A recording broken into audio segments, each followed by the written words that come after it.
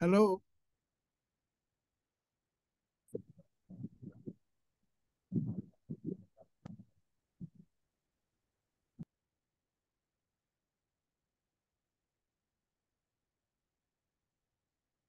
তাহমিদ। হ্যাঁ স্যার শুনুন। হ্যাঁ স্যার, এই চারজন পার্টিসিপেন্ট স্যার হয়েছে আমাদের এখন পর্যন্ত আমরা। ওকে ওকে, হ্যাঁ, আমাদের গতবার যারা ছিল তারা সবাই আসছে না, অনেকে নাই? নাই স্যার, আরো বোধহয় চারজনের মতো স্যার বাকি আর কি। জি, দেখো, আমাদের একটু তো। ওয়েট করো তাইলে আরো আচ্ছা, দশ ওকে স্যার। মিনিট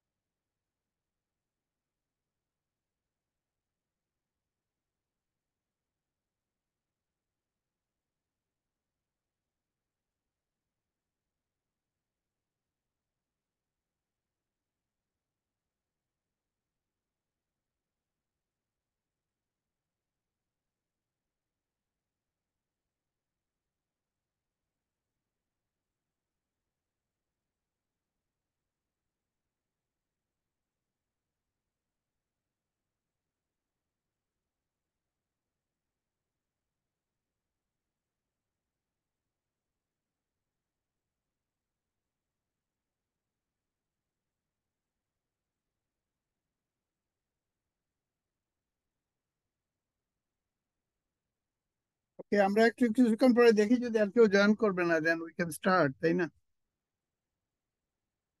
হ্যাঁ, তাহমিদ। হ্যাঁ স্যার, পাঁচজনের মতো হয়ে গেছেন স্যার। হ্যাঁ, আমরা ওকে শুরু করতে পারি স্যার। ওকে, জয়েন করো। হ্যাঁ, শুরু করে দাও। প্লিজ।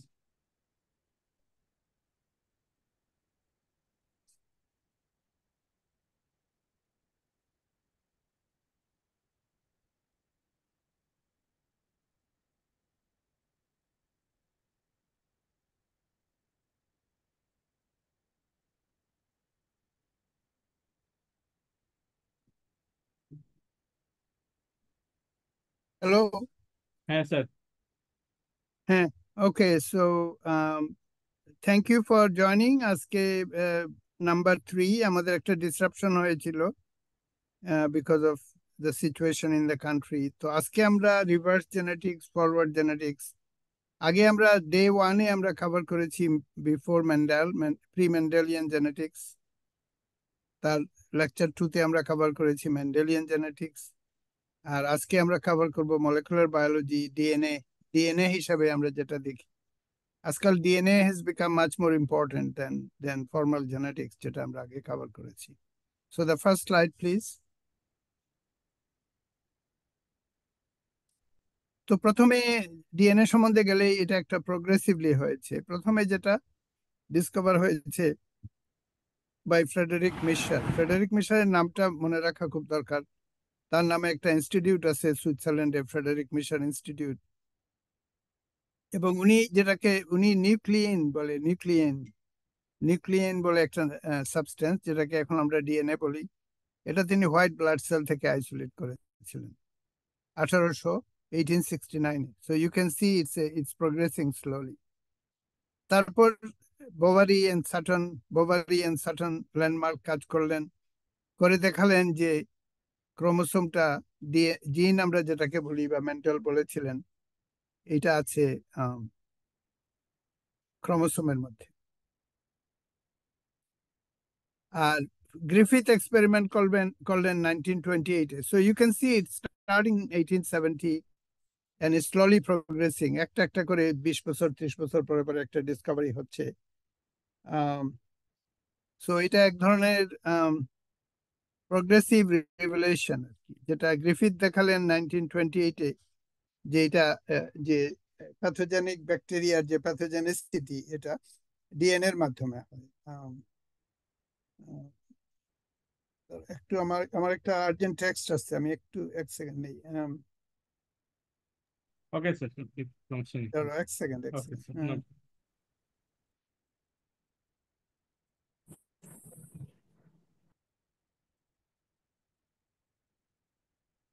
Thank you.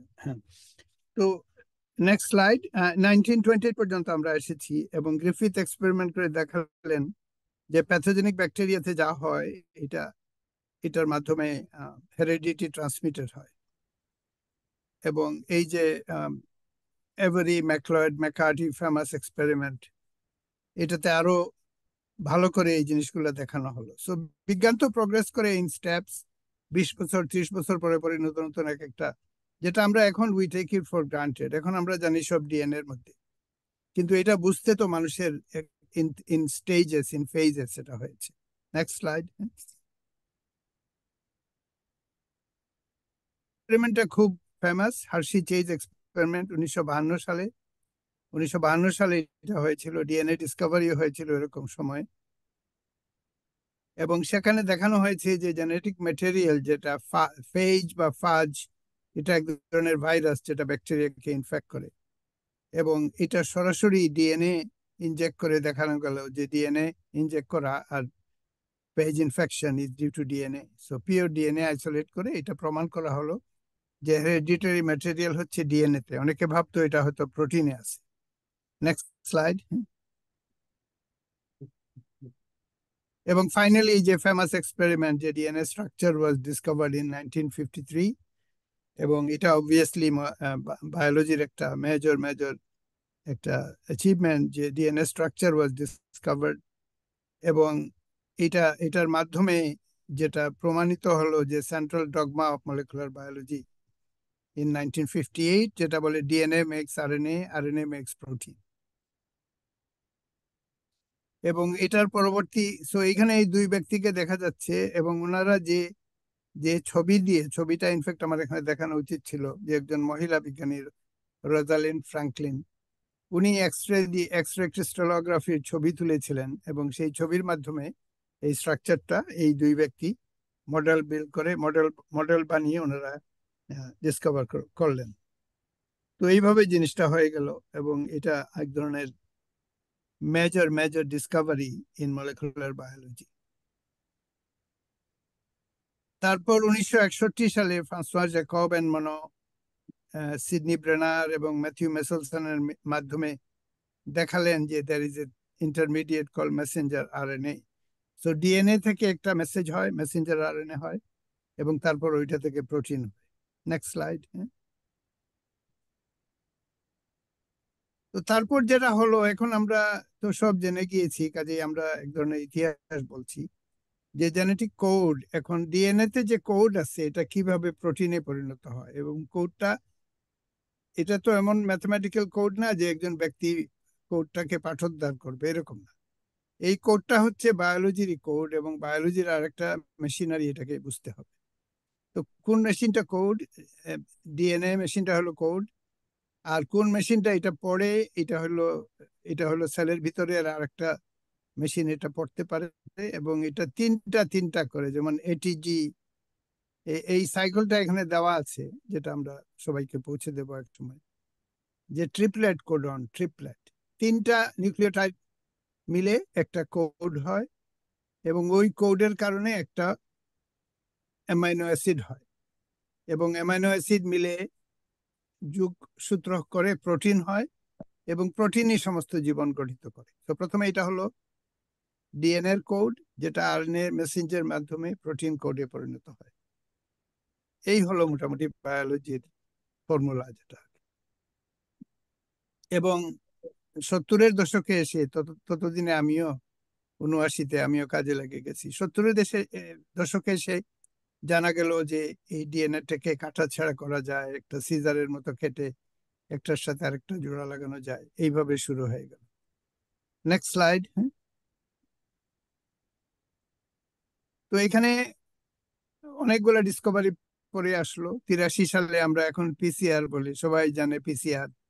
এটার মাধ্যমে একটা ডিএনএ কে এমপ্লিফাই করা যায়, মানে ডিএনএটাকে একটা বিশেষ জায়গায় ডিএনএ কে আইসোলেট করা যায়, এমপ্লিফাই করা যায়।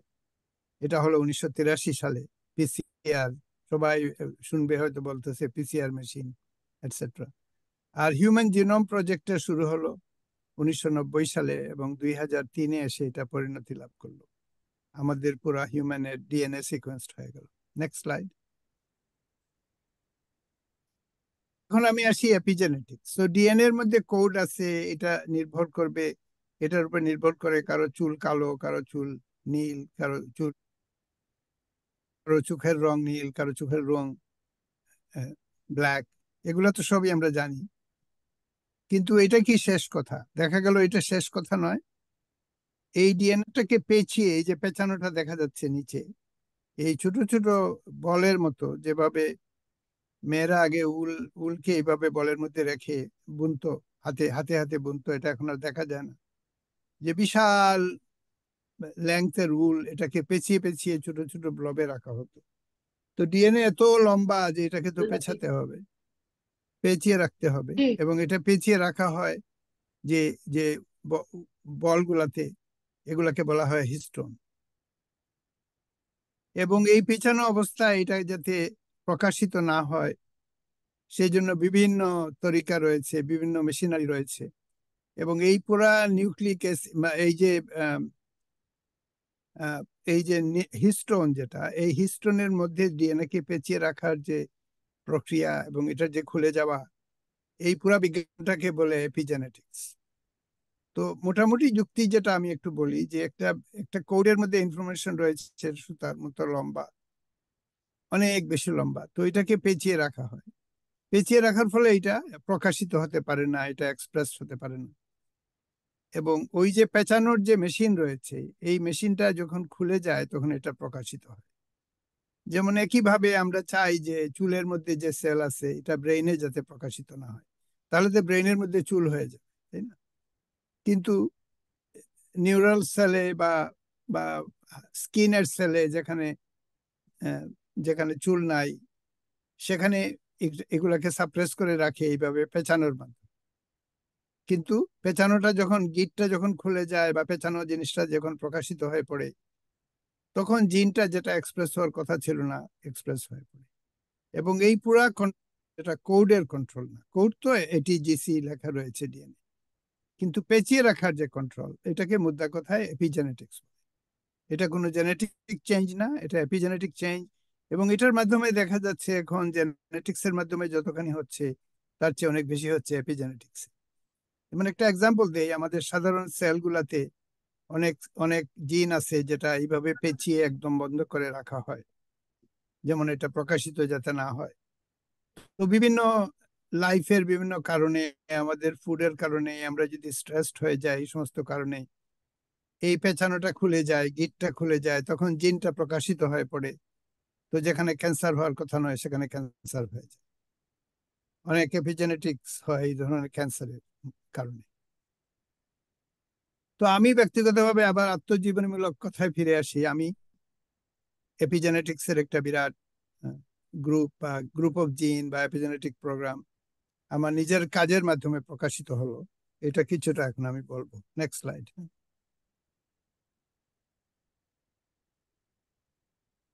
তো এটা আমি যেটা করলাম, এখানে দেখা যাচ্ছে হাতের ডান দিকে যে ফিস, এই যে MSI1, 5, FIS2, হাতের ডানের নিচে, এই পুরা জিনগুলো আমি আইসোলেট করেছিলাম।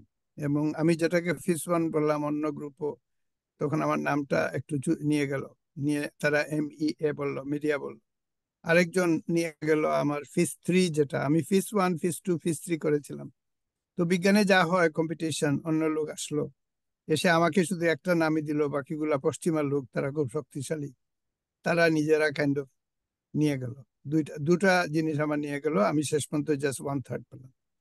কিন্তু পুরা এই ফিস কমপ্লেক্স নামটা তারা রাখলো, আমার প্রতি একটু খাতির করলো, যে ঠিক আছে, তুমি ফার্টিলাইজেশন ইন্ডিপেন্ডেন্ট সিড নাম দিয়েছিলাম, এই নামটা তারা আমাকে দিল।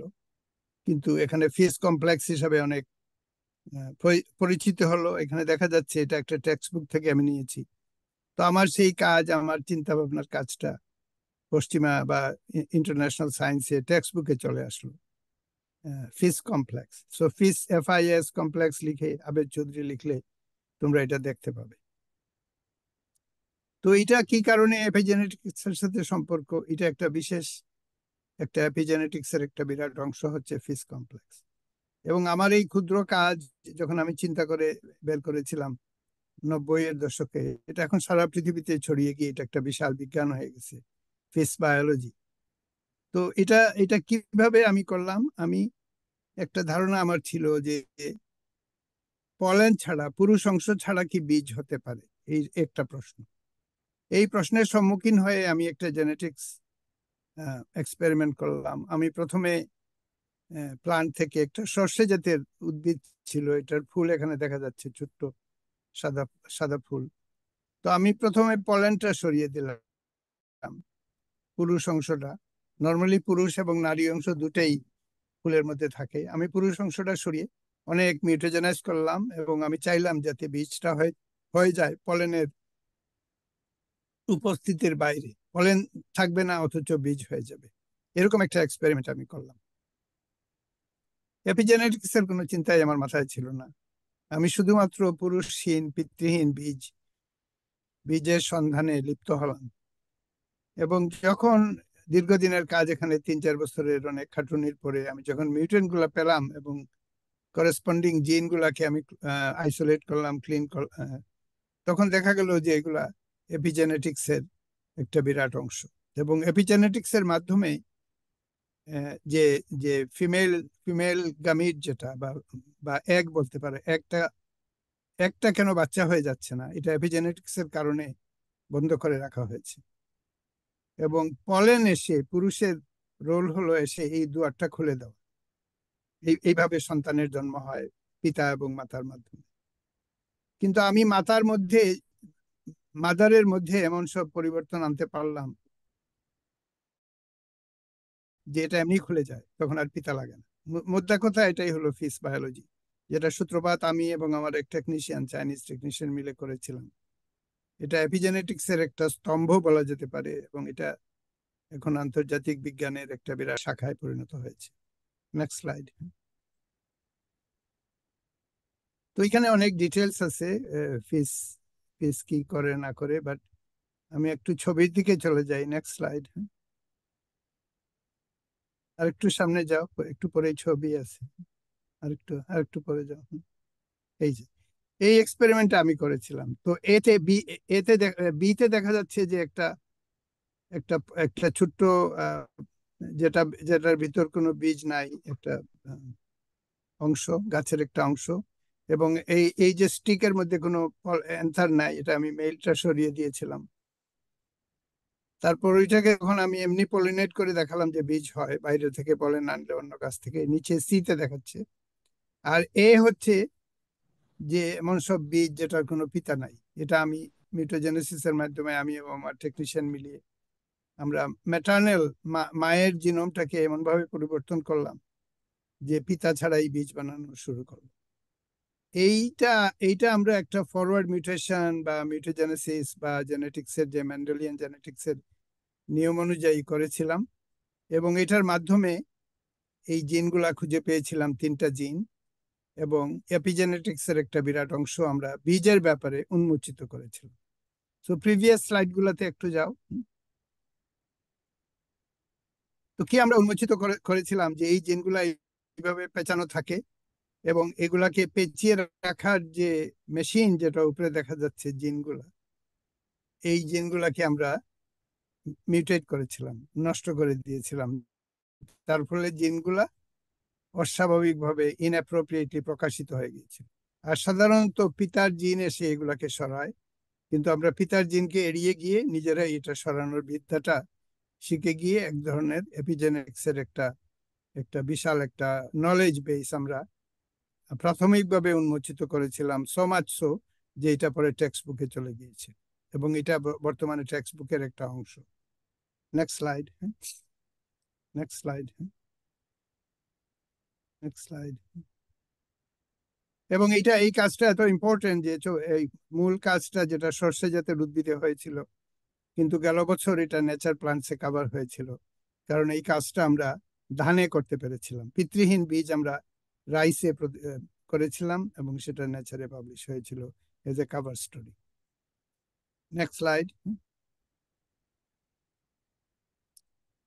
তো এখানে এতক্ষণ আমি যেটা বললাম এটা ফরওয়ার্ড জেনেটিক্স বলা যায়, যে মিউটেশন দিয়ে আমরা একটা জিনের পরিবর্তন আনলাম।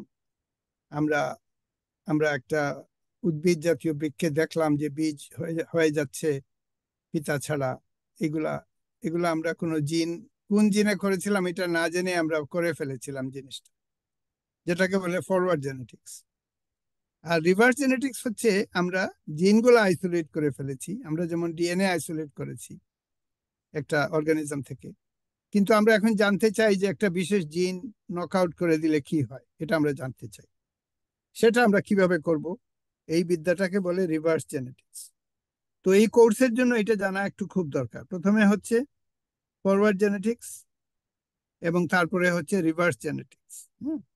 তো রিভার্স জেনেটিক্স এর বিভিন্ন টেকনোলজি রয়েছে, যেমন CRISPR Cas9, TALEN, ZFN, zinc finger protein, এগুলোর মাধ্যমে আমরা শুধুমাত্র আমাদেরকে যদি কোড বা ডিএনএটা দেওয়া হয়, তখন এটা কিভাবে আমরা মিউটেট করতে পারি এবং এটার মধ্যে পরিবর্তন এনে আমরা দেখাতে পারি যে জিনটা আসলে পরিবর্তন করলে কি হয়, এই জানার যে বিদ্যাটা, উল্টা বিদ্যা যেটা, এটাকে বলে রিভার্স জেনেটিক্স।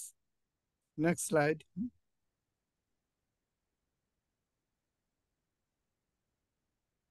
তো ফরওয়ার্ড জেনেটিক্স কিভাবে হয় সেটা হচ্ছে আমরা, যেমন আমি অ্যারাবিডোপসিস থ্যালিয়ানা বলে একটা বৃক্ষ, এটাকে কেমিক্যাল মিউটোজেনেসিস করেছিলাম, যেটা ডিএনএ এর মধ্যে নানান পরিবর্তন আনে। তারপর আমি দেখলাম যে কি পরিবর্তন এনেছে, পিতৃহীন বীজ হয়ে গেছে। তারপর আমি গিয়ে ওই অর্গানিজমের কোথায় এইটা হয়েছে ওইটা দেখে আমি জিনটা আইসোলেট করলাম।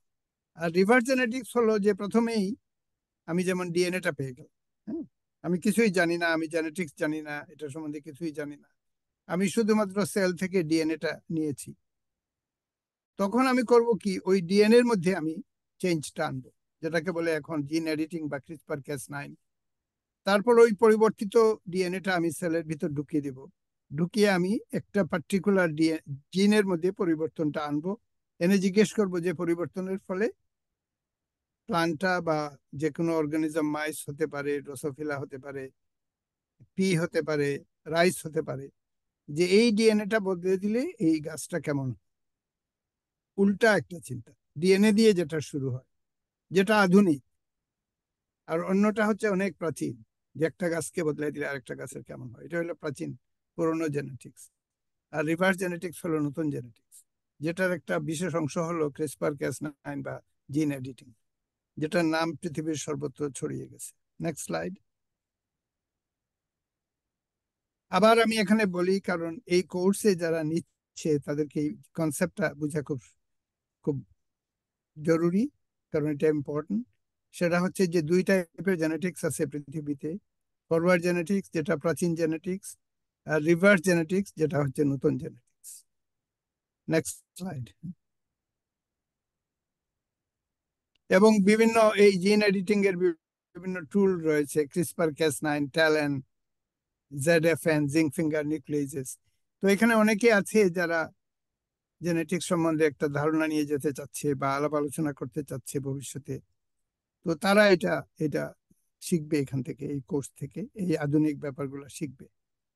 এখন এটার কাজ কি, সেটা হচ্ছে আমরা ইল বাড়াতে পারি। একটা ডিএনএ, একটা জিনের কে আমরা নষ্ট করে দিলাম, যে জিনটা খুব খারাপ কাজ করছিল, তখন ক্রপটা ভালো হয়ে গেল। এবং এটার মাধ্যমে যেমন স্ট্রেস টলারেন্স, ড্রাউট টলারেন্স এগুলো বাড়লো, অথবা ডিজিজ রেজিস্ট্যান্স ক্রপের সৃষ্টি হলো। Next slide. তো একটা টেকনোলজি এখানে সকলের, যেহেতু অনেক সময় নাই আমি তো সবকিছু ভেঙে বলতে পারবো না। একটা টেকনোলজি খুব ইম্পর্টেন্ট, যেটাকে বলে টিলিং। টিলিং হচ্ছে আমি ডিএনএ, আমি যেমন একটা মিউটেশন করলাম, করে একটা জিনিস চরিত্র বদলে দিলাম, আমি পাতার রং সবুজ ছিল সাদা করে দিলাম, তো আমি কিভাবে জানবো যে এটা কোন জিনের কারণে হচ্ছে? সেটা বের করার যে পদ্ধতি, একটা মিউটেশন থেকে জিনে চলে যাওয়ার যে পদ্ধতি, এটাকে বলে TILLING, targeted induced local lesions in genome. একটা গাল ভরা নাম। এটা আমারই এক বড় ভাইয়ের মতো সিনিয়র পার্সন, স্টিভানিকভ, সে ডিসকভার করেছিল 2000 সালে।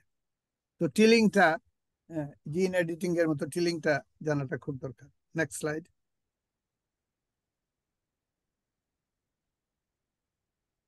তো এখন আমরা ফরওয়ার্ড জেনেটিক্স, রিভার্স জেনেটিক্স দুটোই আমরা জানবো, একটার সাথে আমরা ইন্টাগ্রেট করব।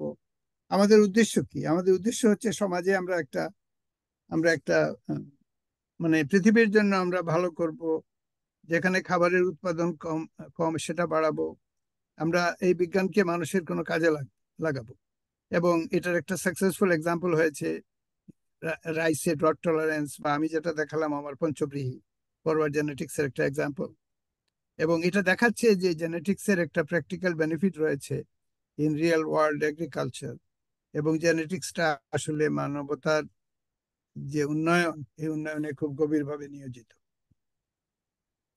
সো আমার মনে হয় এই এই এই পর্যায়ে আমরা একটু কিছু প্রশ্ন নেই, কারণ এক নাগাড়ে আমি আধা ঘন্টা কথা বলেছি প্রথম থেকে। আমার মনে হয় কারোর কোনো কমেন্ট আছে বা কোয়েশ্চেন আছে? আমি শেখ আবু জাহিদকে দিয়ে শুরু করি। আপনি তো আগে অনেক কথা বলেছেন কিছু। স্যার আসসালামু আলাইকুম স্যার। আসসালামু আলাইকুম, বলেন। স্যার আমার একটা কোশ্চেন, যদি কার্বন ক্যাপচারিং বাড়াইতে হয় ফটোসিনথেসিসে, সেটা কি তাহলে কি রিভার জেনেটিক্স এর ভিতরে যাবে? হ্যাঁ, রিভার্স জেনেটিক্স হতে পারে। যেমন আপনি যদি ফটোসিনথেসিস কিভাবে হয় আপনি সব জিনগুলো সম্বন্ধে জানেন, এবং দেখান যে একটা জিন আছে যেটা নকআউট করে দিলে কার্বন ফটোসিনথেসিস বেড়ে যাবে, তখন আপনি ওই জিনটাকে ক্রিসপার দিয়ে নকআউট করে দিবেন অবশ্যই। বা আপনি দেখলেন যে কিভাবে একটা জিন মিউটেট করলে রুট বেড়ে যায়, তখন আপনি ওইটা করবেন। কাজেই জিন এডিটিং এর মাধ্যমে, যেটা রিভার্স জেনেটিক্স, এটা হতে পারে। Thank you. উসনেয়ারা আলো কিছু বলবে?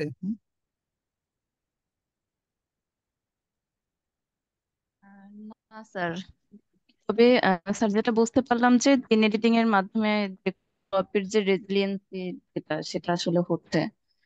সেই সেই এবং দেখো এখানে পুরো জিনিসটা, যে বিগ পিকচারটা দেখতে পাচ্ছ, যে ডিএনএ জেনে গেলে, ডিএনএ থেকে জিনটা কি জানলে, তারপর ওই জিনটা তো পরিবর্তন করে ক্রপের মধ্যে ঢুকিয়ে দিতে হবে, তাই না? এটা রিভার্স জেনেটিক্স এর কাজ। আর কিছুই তুমি জানলে না, ডিএনএও জানলে না, হঠাৎ দেখলে, হেঁটে যাচ্ছ, দেখলে যে একটা গাছ খুব খুব জোশ আছে, পাতাটা অনেক ভালো, অন্য গাছগুলা মিনমিন করতেছে, এটা বিশাল ব্যাপার। এটা একটা ইন্টারনাল চেঞ্জের মাধ্যমে হয়েছে, এটা ডিটেলস তুমি কিছুই জানো না, কিন্তু ক্রপ তুমি পেয়ে গেলে, তাই না? জি জি। আচ্ছা। এটা হলো ফরওয়ার্ড মিউটেশন। আর আগে যেটা বললাম যে ডিএনএ জেনে ডিএনএ এর মধ্যে একটা বিশেষ জিনকে পরিবর্তন করা, এটা হলো রিভার্স জেনেটিক্স। ফাবিহা কিছু বলবে? স্যার কোনো কোয়েশ্চেন নাই, আমি বুঝতে পেরেছি আপনি যতটুকু বলেছেন। আচ্ছা, আমি এতক্ষণ পর্যন্ত যা বলেছি সবার কাছে ক্লিয়ার না? ওকে, নেক্সট স্লাইড।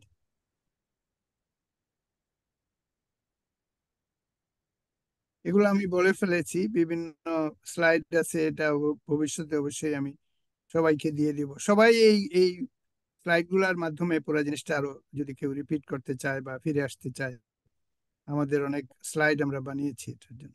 Next slide. তো আবার মানে মানে সামারাইজ করতে গেলে, ফরওয়ার্ড জেনেটিক্স এর মাধ্যমে আমাদের একটা আনবায়াস ডিসকভারি আছে। আমরা কোন জিন কি করে কিছুই জানতে হবে না, কিন্তু আমরা ম্যাটেরিয়ালটা পেয়ে যাব। রিভার্স জেনেটিক্স হচ্ছে সমস্ত ডিএনএ সিকোয়েন্স জানার পরে, সবকিছু শিখে যাওয়ার পরে আমরা প্রিসাইজ ওয়েতে টার্গেটেড জেনেটিক মডিফিকেশনটা করতে পারবো। ফরওয়ার্ড জেনেটিক্স এর চ্যালেঞ্জ হলো labour intensive type modifying screening process. আমি যেটা এই জন্য করি, কারণ এই মাঠের মধ্যে ধান বদলাচ্ছে, হাজার হাজার জিনিস আমরা দেখি, এটা ফরওয়ার্ড জেনেটিক্স এর মাধ্যমে দেখতে পারি। আর রিভার্স জেনেটিক্স রিকোয়ার্স যে আমরা সমস্ত ডিএনএ সবকিছু জানবো, তারপরে রিভার্স জেনেটিক্স করতে পারবো। Next slide, next slide.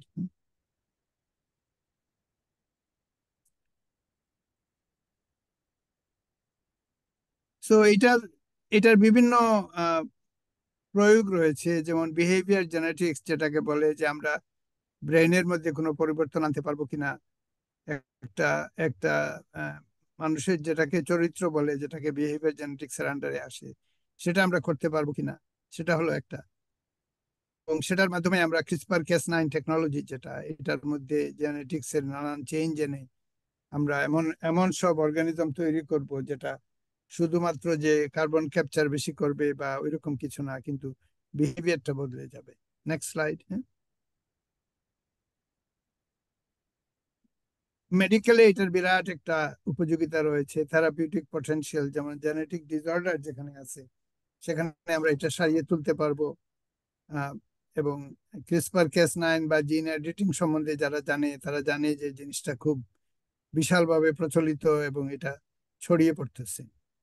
এবং এটার চ্যালেঞ্জ হচ্ছে যে রিয়েলি কোনো চ্যালেঞ্জ নাই, এটা জাস্ট করে ফেলতে হবে, বা অনেক সময় অনেক পরিবর্তন সোসাইটি চাইবে না, এবং সেই পরিবর্তন সোসাইটি চায় না, তখন এটা একটা চ্যালেঞ্জের মুখে পড়ে। যেমন এখন গোল্ডেন রাইস আমাদের রিলিজ হবে কি হবে না, এটা নিয়ে বড় প্রশ্ন। এবং ফিউচার ডিরেকশনেও এইদিকে পৃথিবী যাচ্ছে। যে কোনো ম্যাগাজিন খুললেই বায়োটেক, যারা বায়োটেক সম্বন্ধে একটু ধারণা করতে চায় বা বায়োটেক ফিল্ডে যেতে চায়, তারা দেখতে পাবে যে পৃথিবীটা ওইদিকে যাচ্ছে। Next slide. তো এখানে আমি সবসময় এগুলাতে আমার নিজের কাজটাকে একটু জুড়ে দিচ্ছি, এটা দেখাতে যে এগুলো আমি ব্যক্তিগতভাবে নিজেই করেছি এবং এটার মধ্যে একটা অথেন্টিসিটি আছে, যে আমি একটা বই পড়ে এখানে সেমিনার দিচ্ছি না, আমার নিজের কথাই বলছি।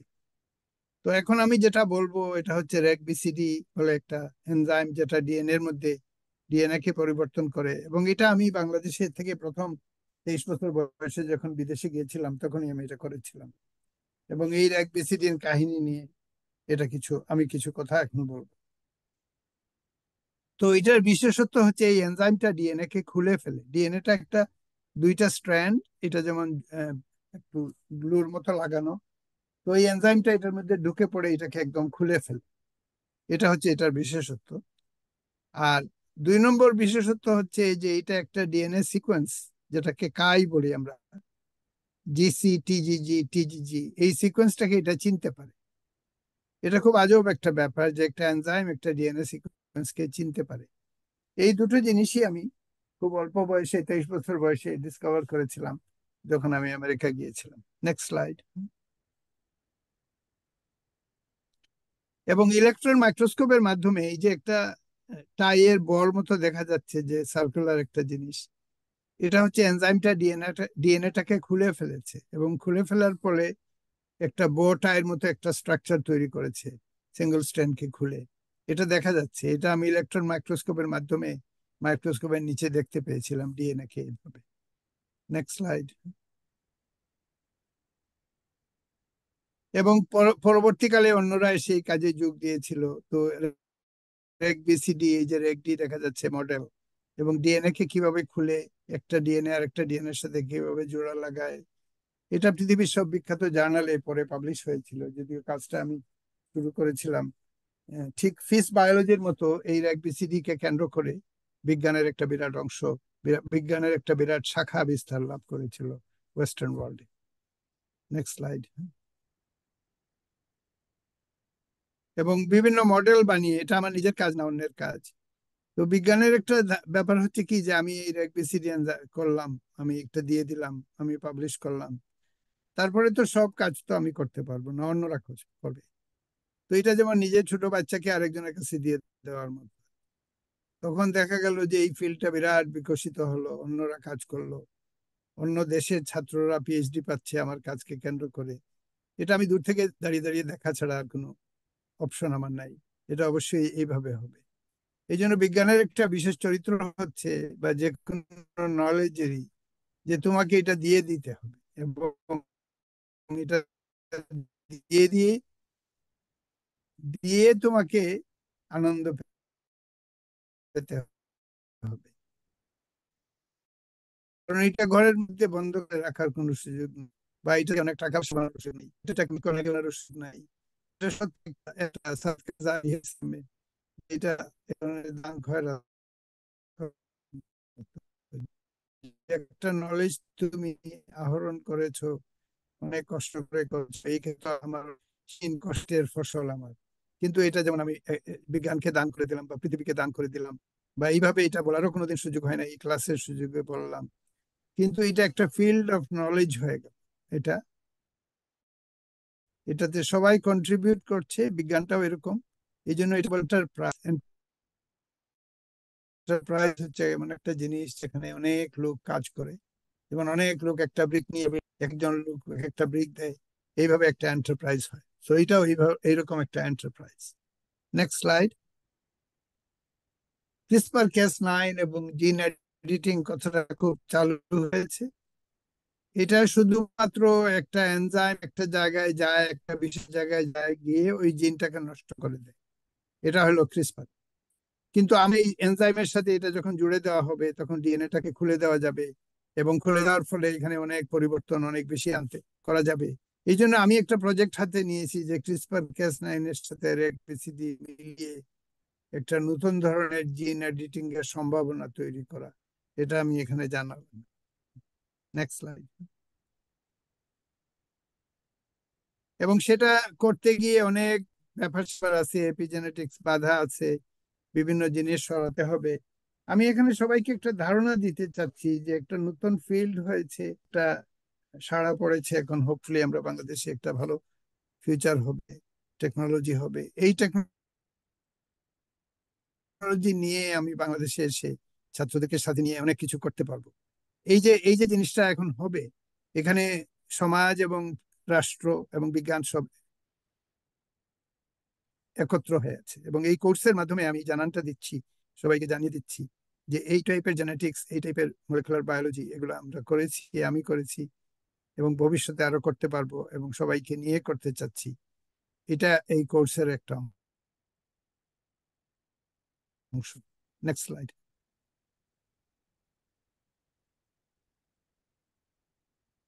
তো এগেইন আমার মনে হয় আমরা একটু একটু আলোচনায় ফিরে আসি। মুস্তাক কি এসেছে নাকি? মুস্তাক স্যার না, এখনো আসেন নাই উনি। আই থিঙ্ক আমার একজন যার সাথে আমি এখন ফিউচারে ক্লোজলি কাজ করব এই কোর্সে, আমি তাকে বলেছিলাম আসতে, সে জয়েন করেছে। সারারা, তুমি do you want to say something? Hello, hello everyone.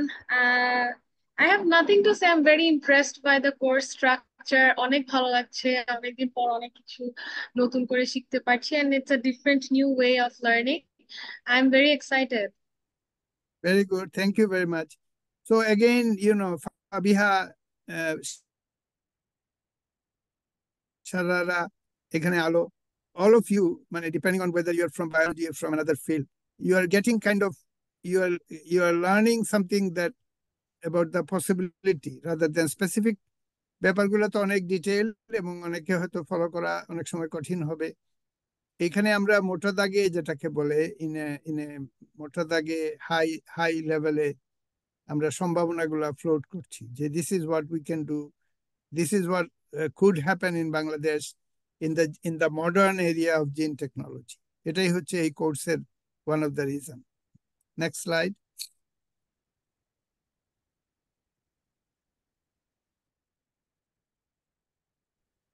তো এখানে অনেক ডিটেল রয়েছে। আমাদের কোর্সের বিশেষত্ব হচ্ছে যে কতগুলো আমরা বলছি যে একেবারে স্লোগানের মতো হাই লেভেলে আমরা we R mentioning this technology, and the second part is that we are going into a lot of details of this technology. তো এই ডিটেলস এই স্লাইডগুলো তো আমরা সবাইকে দিয়ে দেবো, বা এটার যে ভিডিওগুলো আমরা দিব। We are raising this topic so your curiosity is generated. You go Google it and you see what is Cas9 chip, what is Cas9 GE, what is Cas9 Brax. These are the names we are floating. We don't have time to go into all the details. So Cas9 CTLP key, SNAP tag key, এগুলা the highest level gene editing এর kind of acronym বা jargon বলা যেতে পারে। And we are simply introducing you to the name of the technology. So you can go, these days, you can just Google the name and learn all about it. Next slide.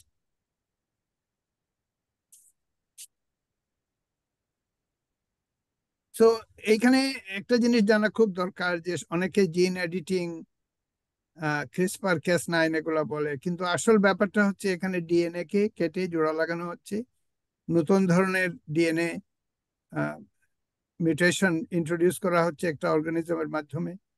এবং এটা পুরোনো দিনের যে GM technology যেটা বলে, যেখানে যে কোনো একটা পিস অফ ডিএনএ ঢুকিয়ে দেওয়া যায়, এটা থেকে অনেক আলাদা। এটা একটা নিউ টেকনোলজি ফর জিএম বলা যেতে পারে, যদিও জেনেটিক মডিফিকেশন কথাটা একটা পুরোনো দিনের কথা, more like gene editing. So gene editing এর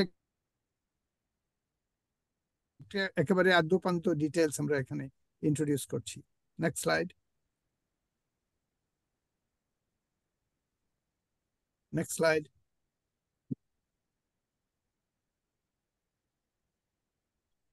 ওকে, তো এখানে আরেকটা টেকনোলজি এখন এসেছে যেটাকে আমরা বলছি জিন রাইটিং। আগে ছিল জিন এডিটিং, এখন জিন রাইটিং, যেটা জাম্পিং জিনকে ইউজ করে। বারবারা ম্যাকলিনটকের জাম্পিং জিন নিয়ে আমরা আগে বলেছিলাম, যেটাকে ট্রান্সপোজেবল এলিমেন্টও বলা হয়, যেটা যে জিনটা একটা জায়গায় স্থাপিত থাকে না, এক লোকেশন থেকে আরেক লোকেশনে যায়। টার্নস আউট দ্যাট এই টেকনোলজিটা ব্যবহার করে ক্রিসপারের বদলে ডিএনএ ইন্ট্রোডিউস করা সম্ভব, এবং এটাকে বলা হয় জিন রাইটিং। Next slide. এই আরেকটা জার্গন হচ্ছে ব্রিজ আরএনএ। এটার মাধ্যমে, এখানে মুদ্রা কথাটা হলো যে একটা আরএনএ এর মাধ্যমে আমরা একটা সিজারকে, যেমন ছুরি, একটা একটা একটা কাগজকে কাটার জন্য যেমন সিজার্স আছে, এরকম ডিএনএ কে কাটার জন্য বিভিন্ন এনজাইম আছে। তো ডিএনএ তে আমরা যদি একটা চেঞ্জ করতে চাই, এটা প্রথমে কাটতে হবে। এটাই হচ্ছে ক্রিসপারের মুদ্রা কথা। কেউ যদি বলতে চায় যে ক্রিসপার কি, জিন এডিটিং কি, এখানে আমরা একটা আরএনএ এর মাধ্যমে একটা ছুরিকে, একটা কাঁচিকে, একটা সিজারকে জিনোমের যে কোনো অংশে পাঠিয়ে দিতে চাই, পারি। কিভাবে পারি? ওই ব্রিজ আরএনএটা হচ্ছে এক ধরনের টার্গেট। যেমন একটা বন্দুকে যে টার্গেট করে গুলি করা হয়, ঠিক সেরকম ব্রিজ আরএনএ খুঁজে খুঁজে খুঁজে খুঁজে ওই জায়গাটাতে যাবে। কেমন করে ওই জায়গাটাতে যাবে? কারণ ওই জায়গার ডিএনএটা আমরা অলরেডি ব্রিজ আরএনএ কে শিখিয়ে দিয়েছি, আরএনএ ওইটার সাথে homologous. So gene editing is nothing but taking like a big book. You can think our genome is a big book. সেখানে আমরা গাইড আরএনএ এর মাধ্যমে একটা সিজার পাঠাই, সিজারটা গিয়ে ওখানে কাটে। তো বিকজ সিজারটা জানে যে কোথায় যেতে হবে, গাইড আরএনএ তাকে হাতে ধরে নিয়ে যাচ্ছে, ওইখানে গিয়ে কাটার ফলে আমরা একটা বিশেষ জিনে পরিবর্তন আনি, জিনটাকে নষ্ট করে দিই। আর 2 নম্বর হচ্ছে আমার যে রেকবিসিডি, আমার পুরোনো কাজের কথা বললাম, ওইখানে গিয়ে আমরা খুলে ডিএনএ কে একেবারে ওইখানে আমরা পুরোনো লেখা মুছে দিয়ে নতুন লেখা লিখতে পারি। তাহলে এটা সম্পূর্ণভাবে জিন এডিটিং। আর অথবা এটা জাস্ট জিন ডিসরাপশন হলো। সো ইদার আমরা ওই জায়গাটাকে নষ্ট করতে পারি, অথবা ওই জায়গাটাতে আমরা নতুন একটা ভালো ইনফরমেশনও দিয়ে দিতে পারি। এই হলো মুদ্রা কথা জিন এডিটিং। এটা বোঝা খুব দরকার, কারণ জিন এডিটিং দেখবে যে সবখানে বলছে জিন এডিটিং, ক্রিসপার, মাথা খারাপ করে ফেলবে। কিন্তু কেউকে যদি চেপে ধরা হয় যে ভাই এটা কেমনে করা হয়, তখন বলতে পারবে না। এটা আমি দেখেছি। এই জন্য আমি প্রথমে এই মূল মুদ্রা ব্যাপারটা বলে দিচ্ছি। This is not rocket science, this is very easy. এই কতগুলো স্টেপ। একটা হচ্ছে যে একটা সিজার লাগবে, যেটাকে বলে Cas9 এনজাইম। এটার কাজ হলো গিয়ে ডিএনএটাকে 2টা স্ট্র্যান্ড কেটে দিবে, অথবা আজকাল Cas9 কে পরিবর্তন করা হয়েছে, সো জাস্ট একটা স্ট্র্যান্ড কাটবে, নিকিং বলা। আর ওইটা ওইখানে যাবে কি করে? একটা পূর্ব নির্ধারিত একটা জায়গায় কি করে যাবে? বিকজ ওইটার সাথে একটা ব্রিজ আরএনএ, একটা গাইড আরএনএ, বিভিন্ন নাম আছে। তো ওই আরএনএটা ওইখানে যাবে কিভাবে? কারণ এই আরএনএতে ওই জায়গার সিকোয়েন্সটা আগে থেকে ক্লোন করে দেওয়া আছে। আমরা জানি কোথায় যেতে হবে। আমরা যদি জানি না কোথাও যেতে হবে, আমরা যদি অর্গানিজমটাকে সিকোয়েন্স না করে থাকি, তাহলে তো কোনো এডিটিং হবে না। এটা যেমন একটা কবিতা আগে পড়ে ফেলতে হবে, তারপর আমরা গিয়ে কবিতাটাকে বদলে দেবো। কবিতা যদি আমরা আগে না পড়ি তাহলে কোথায় ওইটা পাঠাবো আমরা তো জানবো। এই সমস্ত ব্যাপার মানে হাই লেভেল কনসেপচুয়াল জিনিস, যেটা সকলের বোঝা উচিত। এটা ক্লিয়ার? এটা নিয়ে কোনো প্রশ্ন আছে?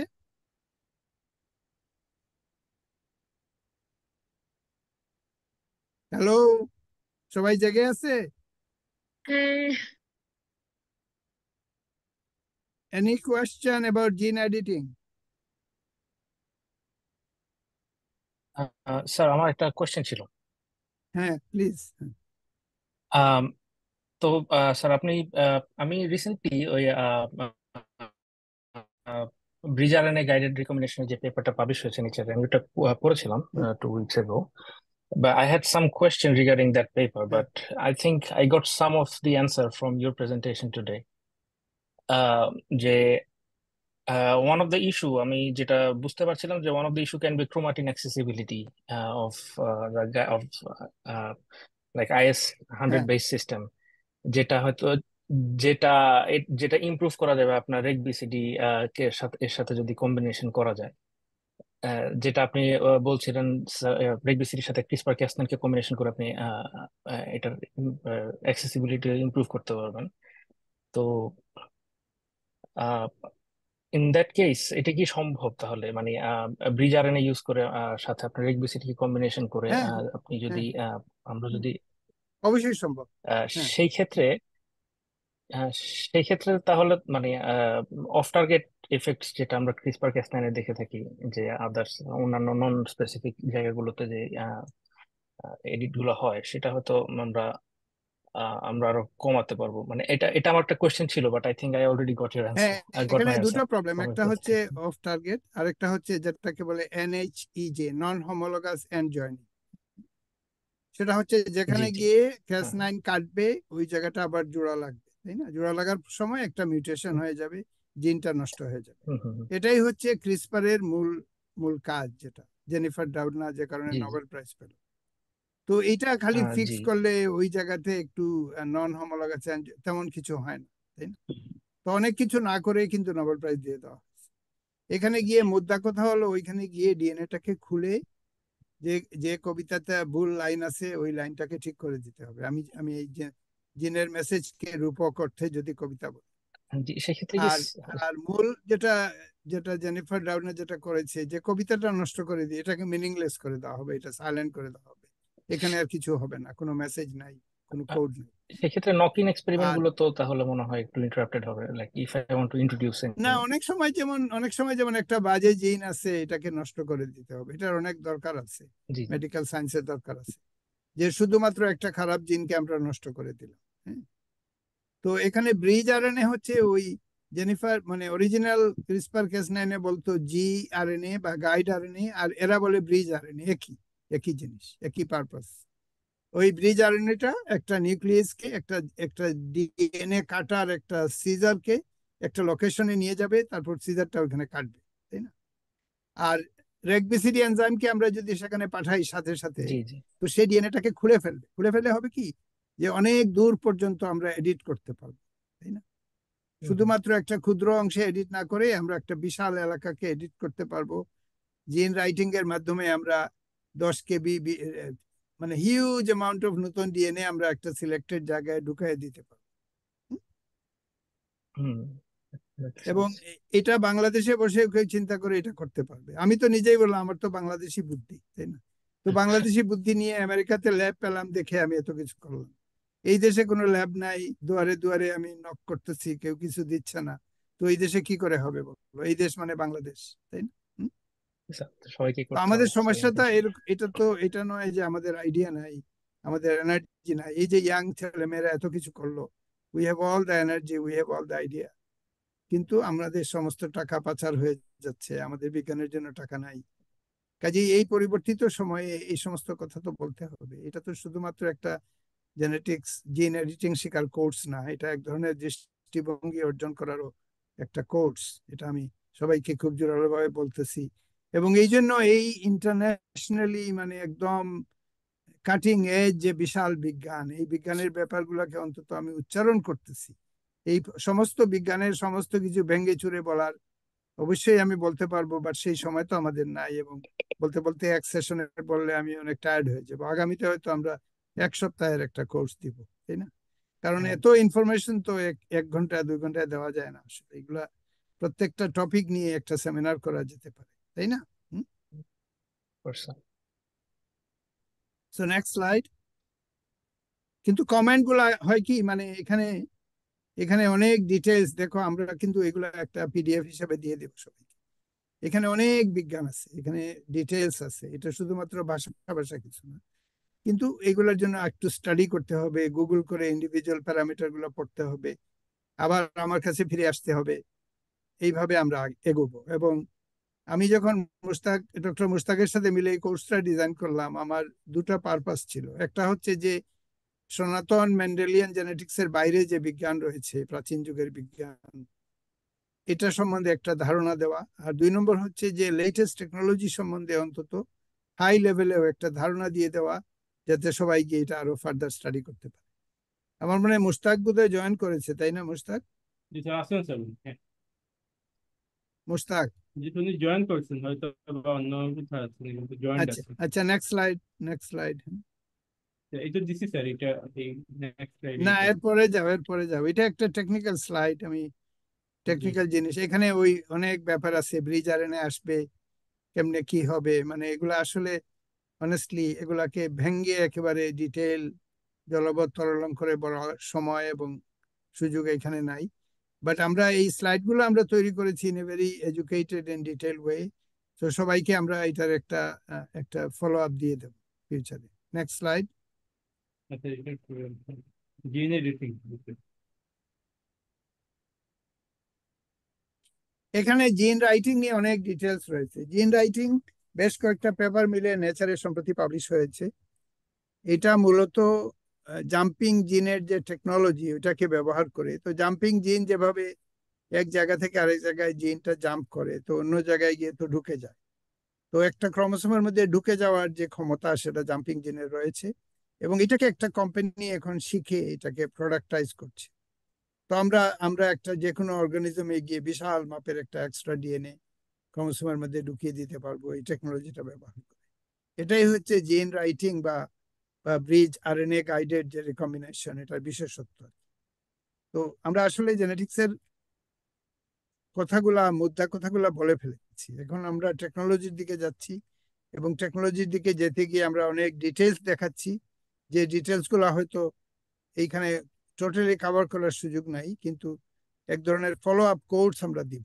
এখানে সবাই এগুলা হজম করে যখন 100টা প্রশ্ন নিয়ে আসবে, সেই প্রশ্নের উত্তরের জন্য আমাদের আলাদা কোর্স, এই কোহর্টকে আমরা ভবিষ্যতে দিব। Next slide, next slide. না, তুমি একটু এগিয়ে যাও, এখানে অনেক ডিটেল স্ট্রাকচার এগুলো রয়েছে। আরো যাও, আরো যাও, আরো যাও। না, এখানে এখানে একটু ঠিক আছে, এখানে একটু ডিটেলস প্রিভিয়াস স্লাইডটাতে যাও। এখানে দেখানো হয়েছে যে একটা একটা গাইড কি করে একটা টার্গেট ডিএনএ তে কি করে আসে, এবং কিভাবে কাটাটা হয়। এই দুটো সিজার দিয়ে কাটাটা দেখানো হচ্ছে। একটা গাইড এখানে নিয়ে এসেছে, 2টা কাটা হচ্ছে, তারপরে কাটাটা জোড়া লাগতেছে কিভাবে এবং কিভাবে জিনিসটা হচ্ছে। এখানে CRISPR-Cas9 এর পুরো জিন এডিটিং সিস্টেমটা একেবারে ভেঙে ভেঙে বুঝিয়ে বলা বলা হয়েছে। Next slide. এখানে অনেক স্টেপ বাই স্টেপ কি করে ব্যাপারটা হয় এটা বুঝিয়ে বলা হয়েছে। এটা মুদ্রা কথা একই, যে যদি কেউ ভিজুয়ালাইজ করতে পারবে যে একটা গাইড দিয়ে একটা একটা একটা ছুরির মতো জিনিস ডিএনএ তে পাঠানো হচ্ছে, একটা পার্টিকুলার জায়গায় কাটা হচ্ছে। এই তো। Next slide.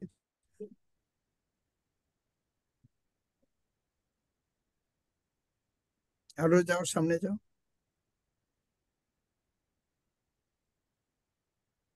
এবং বিভিন্ন সিস্টেম রয়েছে জিন এডিটিং এর, পুরা মেশিনটা কিরকম দেখতে এখানে বলা হয়েছে, কাটার পরে কি হয় সেখানে বলা হয়েছে।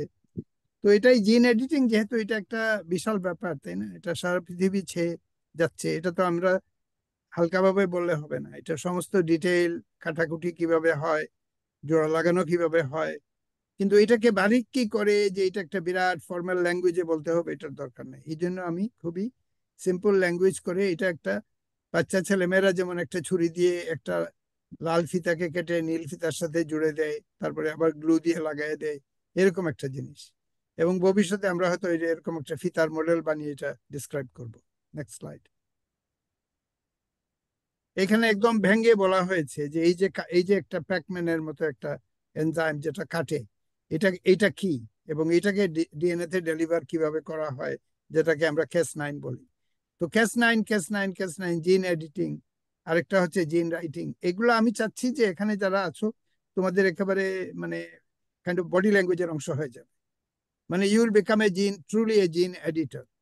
যেভাবে অ্যালফাবেট শিখিয়ে দিলে, যেভাবে একটা সিনট্যাক্স শিখিয়ে দিলে কেউ যায় গিয়ে একটা লেখাকে এডিট করে অন্যভাবে লিখতে পারে, ঠিক একইভাবে জিনোমের ভিতরে জিন এডিটিংটা কিভাবে করতে হয় এটা তোমরা একেবারে মানে ডিটেল শিখে যাবে। এটাই এই কোর্সের উদ্দেশ্য। এবং এটার জন্য আমি এক ধরনের ভিজুয়াল মিডিয়া বা ভিজুয়াল মেথড ইউজ করতেছি to make it over simple, excessively simple, because সত্যিকার অর্থে এটা কিন্তু খুবই সিম্পল, এটা কমপ্লেক্স কিছু না। Next slide.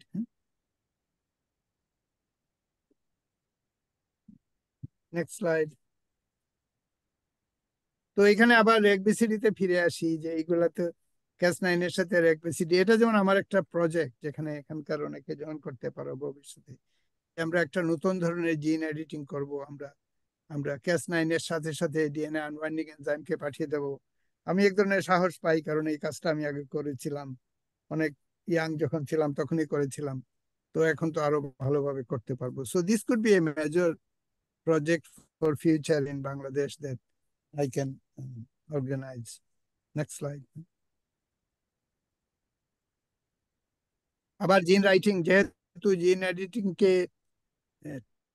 টপকে একদম এক্সিড করে জিন রাইটিং চলে এসেছে, আমরা এডিটিং এ না থেমে জিন রাইটিং এ সরাসরি চলে যাব এবং টার্গেট ওয়েতে আমরা বিভিন্ন অর্গানিজম নিব, বিভিন্ন ক্রপ নিব, মেডিকেল ইস্যুতে আমরা কিছুটা করব।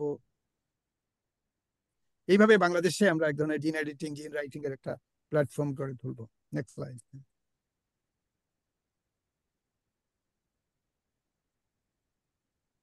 এখন এটা কেন করবো, এটার থেরাপিউটিক পটেনশিয়াল আছে, মেডিকেলি ইম্পর্টেন্ট জিনিসগুলো আমরা সারিয়ে দিব। আমরা লার্জ ডিএনএ ইনসার্শন, যেমন একটা ক্রপ রেজিস্ট্যান্ট করতে চাই আমরা, অনেকগুলো জিন লাগবে, 20টা জিন লাগবে, 30টা জিন লাগবে, এইভাবে আমরা ঢুকিয়ে দিতে পারবো। এটার পার্মানেন্ট কারেকশন করে দিব। অনেক সময় জেনেটিক ডিজিজ থাকে, রেটিনোব্লাস্টোমা জন্য মানুষ অন্ধ হয়ে থাকে, এটাকে ফিক্স করে দেওয়া যাবে। এবং অনেক লোয়ার ডোজে, এটাতে নন টার্গেটেড ইনসার্শন একদম হবে না, এটা লোয়ার ডোজে আমরা করতে পারবো। Next slide. এখানে অনেক স্ট্রাকচারাল ছবি আছে, এটা ঠিক অতটা দরকার নেই। এখানে এক ধরনের ডিটেলস এর জন্য, যে কোথায় ডিএনএ বাইন্ড করে, কোথায় আরএনএ বাইন্ড করে, কিভাবে জিনিসটা হয়, পুরো জিনিসটা স্ট্রাকচার এক ধরনের, এটা নিয়ে আমার কথা বলার তেমন সুযোগ নেই, but you will be given this supplementary information. Next slide. একটু একটা করে চলে যাও, এখানে কনসেপচুয়াল কিছু নাই, এক ধরনের ফটোগ্রাফ বা ডিটেল যদি কেউ ভবিষ্যতে এই ফিল্ডে কাজ করতে চায় তার জন্য। এটা আমি বলে ফেলেছি যে ট্রান্সপোজেবল এলিমেন্টকে কাজে লাগিয়ে, তো অনেক ট্রান্সপোজেবল এলিমেন্ট আছে যে ডিএনএ জিনগুলা জাম্প করে, তাদের একটা চরিত্র রয়েছে। এই চরিত্র এবং মেথোডোলজি কাজে লাগিয়ে এই সিস্টেমটাকে করা হয়েছে। এটা রেভলিউশনারি ইমপ্লিকেশন রয়েছে। তো এনাফ অফ জিন এডিটিং। এখন আমি আরেকটা টপিকে চলে যাই, যেটাকে আমি বলি 3 বুকস অফ লাইফ। তার আগে কোনো প্রশ্ন আছে, কোনো কমেন্ট আছে? Sir, transposable elements are real life কোনো example, কোনো real life successful example that has been used or has been implemented? Yes, of course. Transposable element real life example হলো কর্নের মেইজের যে বিভিন্ন রং আছে, এগুলো ট্রান্সপোজেবল এলিমেন্টের কারণে কালার গুলা বদলে যায়। কর্নের যারা মেইজ স্টাডি করেছে তারা এটা দেখতে পায়। সো কর্ন জেনেটিক্স যদি তুমি জানতে, then you would have seen a lot of example of transposable element or jumping gene which was discovered by Barbara McClintock. Yes. Any other comment? Mushtaq কি দূরে আছে বোধহয় নাকি? স্যার আমি এখন জয়েন করেছি, আমি একটু পথে ছিলাম, ওকে তো এখন থেকে আমি আছি কানেক্টেড। ওকে ওকে। তো আমরা এখন সম্পূর্ণ অন্য একটা টপিকে, আমরা reverse genetic, forward genetics, gene editing সব কভার করেছি। এখন আমি অন্য একটা সাবজেক্টে যাব, সেটা হচ্ছে যেটা আমি নাম দিয়েছিলাম 3 books of life. So 3 books of life হচ্ছে এরকম যে প্রথমে আমাদের যে জিন বুক, যেটাকে আমি বলি যে লাইব্রেরির বই, you have a big library, you have tons of books there. That is the first book. এটা লাইব্রেরির মধ্যে আছে, এটা পড়া হয়ে ওঠে না, দিনের পর দিন আছে, বছরের পর বছর আছে। রবীন্দ্র রচনাবলী বা লিগ্যাল ফার্মে গেলে দেখা যায় যে অসংখ্য লয়ের বই আছে, ওইটা দরকার মতো খুলে পড়া হয়, কিন্তু এটা সারা বইটা পড়ে থাকে, কেউ পড়ে না।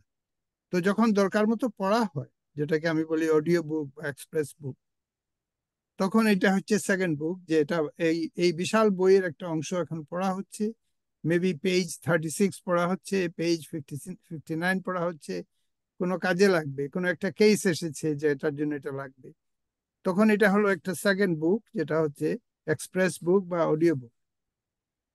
আর 3 নম্বর বই হচ্ছে আমাদের বডির মধ্যে অসংখ্য আদার অর্গানিজম আছে, যেটা আমরা না, আদার্স, এবং those others are 100 times more than us. আমাদের যত জিন আছে তার 100 গুণ বেশি জিন অন্য অর্গানিজম আমরা ক্যারি করতেছি। এগুলা কি?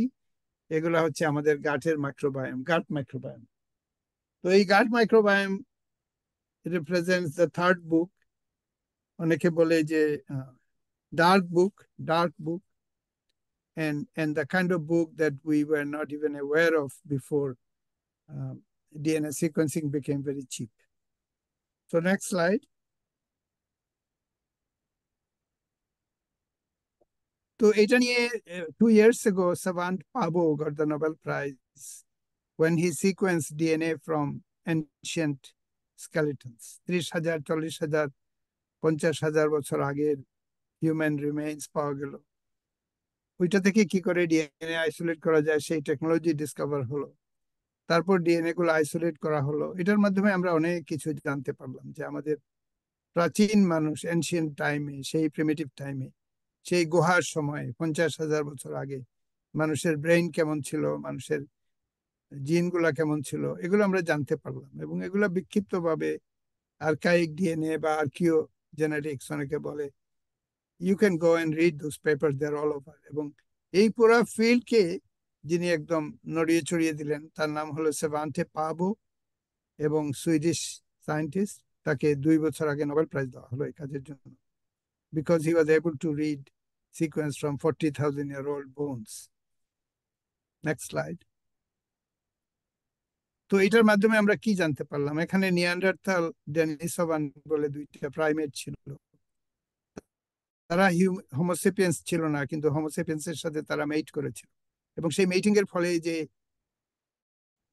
যে নতুন জেনারেশন এসেছিল, সেটা হলাম আমরা। So we are a product of a mating between Neanderthals and Homo sapiens. এবং অনেকে বলে আমাদের ভিতরে যে সৃষ্টিশীলতা, মিউজিক রয়েছে, আর্ট রয়েছে, এগুলা these were made possible because of this mating and picking up these new genes. এবং 2টা জিন কাইন্ড অফ কোলাইড করেছে 2টা অর্গানিজমের, এবং কলিশনের ফলে যে জেনেটিক চেঞ্জ এসেছে, হয়তো অনেক জাম্পিং জিন স্ক্যাটার হয়েছে, একটা জেনোমিক রেভলিউশন, একটা জেনেটিক রিঅ্যারেঞ্জমেন্ট হয়েছে, যেটার ফলে মানুষ জাতি সৃষ্টি হয়েছে। This is kind of a narrative of this encounter. Next slide. So 272 million people globally আছে যারা মাইগ্রেট করতেছে, তাই না? 6 বিলিয়ন 8 বিলিয়নের মতো মানুষ আছে, but more than 272 million people, they are globally, they are scattered all over, এবং এদের সংখ্যা বাড়তেছে। And the reason that is important is that এক জায়গার শরীর নিয়ে মানুষ আরেক জায়গায় যাচ্ছে, তাই না? যারা বাংলাদেশের গ্রামের মানুষ, তারা হঠাৎ করে নিউ ইয়র্কে যাচ্ছে। এটার ফলে একটা সংঘাত তৈরি হচ্ছে, একটা জেনোমিক এবং এপিজেনোমিক একটা ক্যাটাক্লিজম তৈরি হচ্ছে। Next slide. এটা মোটামুটি ম্যাপে দেখানো হচ্ছে মানুষ কে কোথায় যাচ্ছে। আমি নিজেও এইভাবে মুভ করেছি all my life. Next slide. তো এখন গাটের মধ্যে যে আমরা মাইক্রোবায়োম ক্যারি করছি, অসংখ্য ব্যাকটেরিয়া, মাইক্রো অর্গানিজম, আমাদের স্টুল স্যাম্পল পাঠালে সিকোয়েন্স করলে এটা জানা যাচ্ছে। তো এই স্টাডিগুলো সব হয়েছে ইউরোপিয়ান মানুষের থেকে, আমাদের কোনো স্টাডি নেই। এই জন্য আমাদের গাট মাইক্রোবায়োম স্টাডি করার জন্য আমি একটা কোম্পানি এস্টাবলিশ করেছি, জেনোফ্যাক্স, যেটা বাংলাদেশে অপারেশন শুরু করেছে। সাম্প্রতিক সমস্যার কারণে, because of recent problems, we are a bit behind, but very soon we'll be very active in Dhaka. Next slide. So the question is, how do we study 3 books of life and what kind of conclusion we can make out of it regarding particularly human health and lifespan? Next slide. I think I have covered that. Next slide. So in the central position, you can see the human gut. After we ingest food, till we go to the bathroom, toilet, we have no idea what's happening, honestly. We have no idea about our body, our brain, our lung, our stomach, nothing. We get up in the morning, we think, we have to go shopping, we have to read a book. We are in Facebook, we are looking into the politics of the country, we can do everything. But we have no knowledge, zero knowledge about our own body, of which we are the custodian. And if we had known, we would have known that the central player in the body is the gut. That's why in old language you say, oh, you have the guts. Do you have the guts to do it? Or in Bangla we say, tumar pete to buddhi chilo, eta to jantam. You hear all this, that ancient people kind of knew, they could suss, they had a suspicion that things are there in the gut. Now we know that every organ is connected with the gut. And particularly the brain is connected to the gut. So the fact that you have the guts, meaning you have the courage, or I have a gutsy feeling. I have a feeling, gutsy feeling, a feeling in the gut. This is a very old idea, and somehow ancient people figured it out. And now we know that significant part of the brain is in fact in the stomach, through a method called the gut-brain axis. So towards the end of this lecture on genetics, I'm kind of throwing at you a kind of new genetics, which is not even anything to do with the human genome or human gene, but the gene of billions of organisms, other organisms that we carry in our body, and they are controlling our genetics in a way that we were not aware of even 20 years ago. Because we can never isolate these bacteria, we can only know their presence by sequencing. And here you can see with the gut as the central position, our whole body is kind of revolving around this gut and what is present in the gut and what is coming out of the gut through this participation of these bacteria. And the main issue that we need to worry about regarding this gut is longevity, how long we are going to live. IBS, irritated bowel syndrome, cancer, the brain-gut axis, heart disease, and diabetes are the big 6 issues, big 6 of the lifestyle, and they have the microbiome disease nexus. In order to have a total control over these 6 major topics, we need to know about the gut microbiome. Next slide.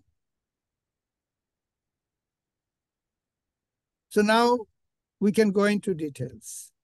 What is happening is that this is being secreted into the intestine.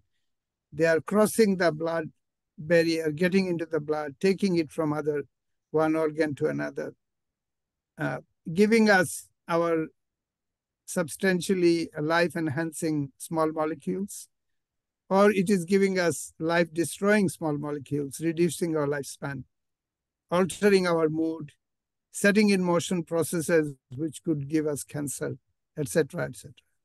Next slide. And every detail you can imagine. So I could go on and on about the biochemistry, which molecule is being secreted, how different organs are being affected, etc., etc. So specific example. It has been known for a long time that if you have a lot of red meat, you tend to get heart disease.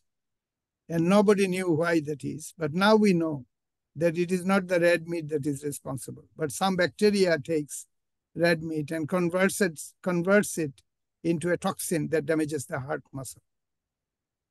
So it is the bacteria which does the damage, not the red meat per se. And without gut microbiome study, we did not have any clue about this.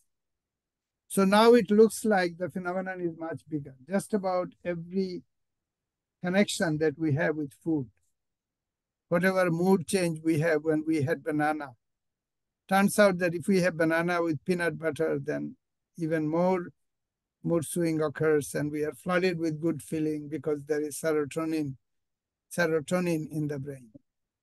So our food is being converted to small molecules. Almost we are being drugged by these bacteria.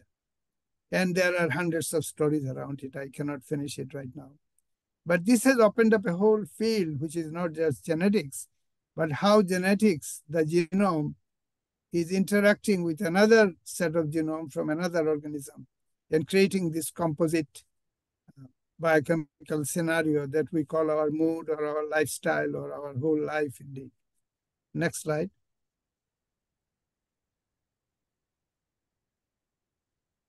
So particularly, you guys are all young, so you don't have to worry about it, but people who are older on the other side of 60, they are very worried or they're concerned. They want to live longer. They want to live till 100, let's say.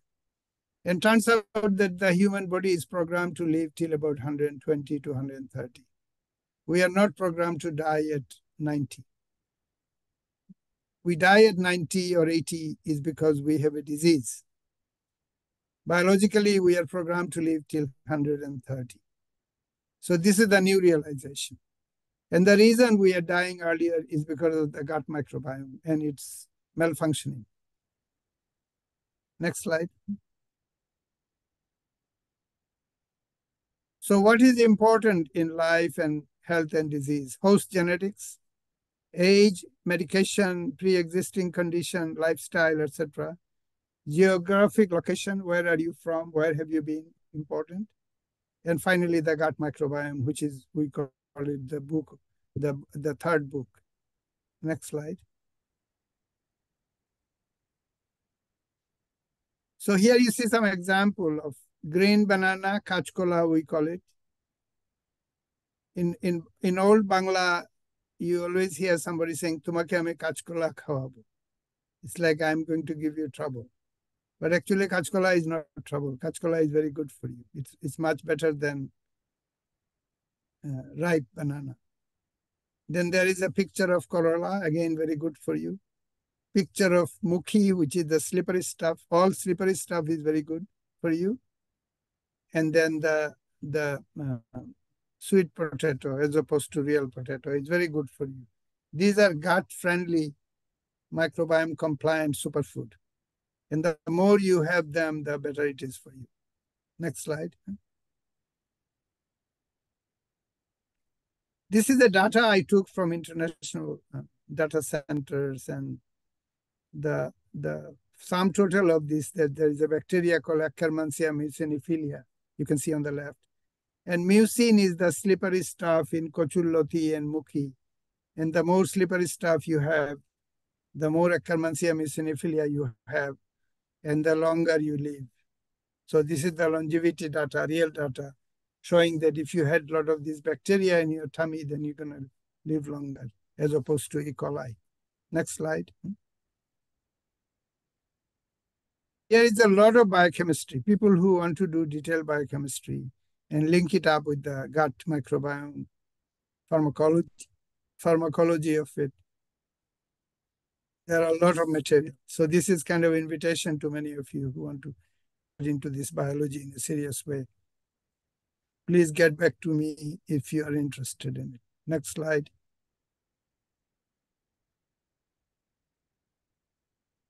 So these gut bacteria and what they are secreting, they are almost like giving you continuously medicine in your body. They are living in your body and secreting medicine.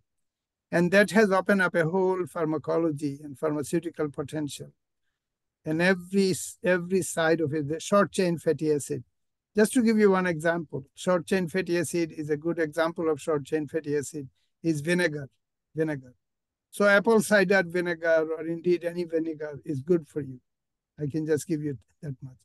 It affects your immune system. It affects your mood. It affects your brain in a very big way.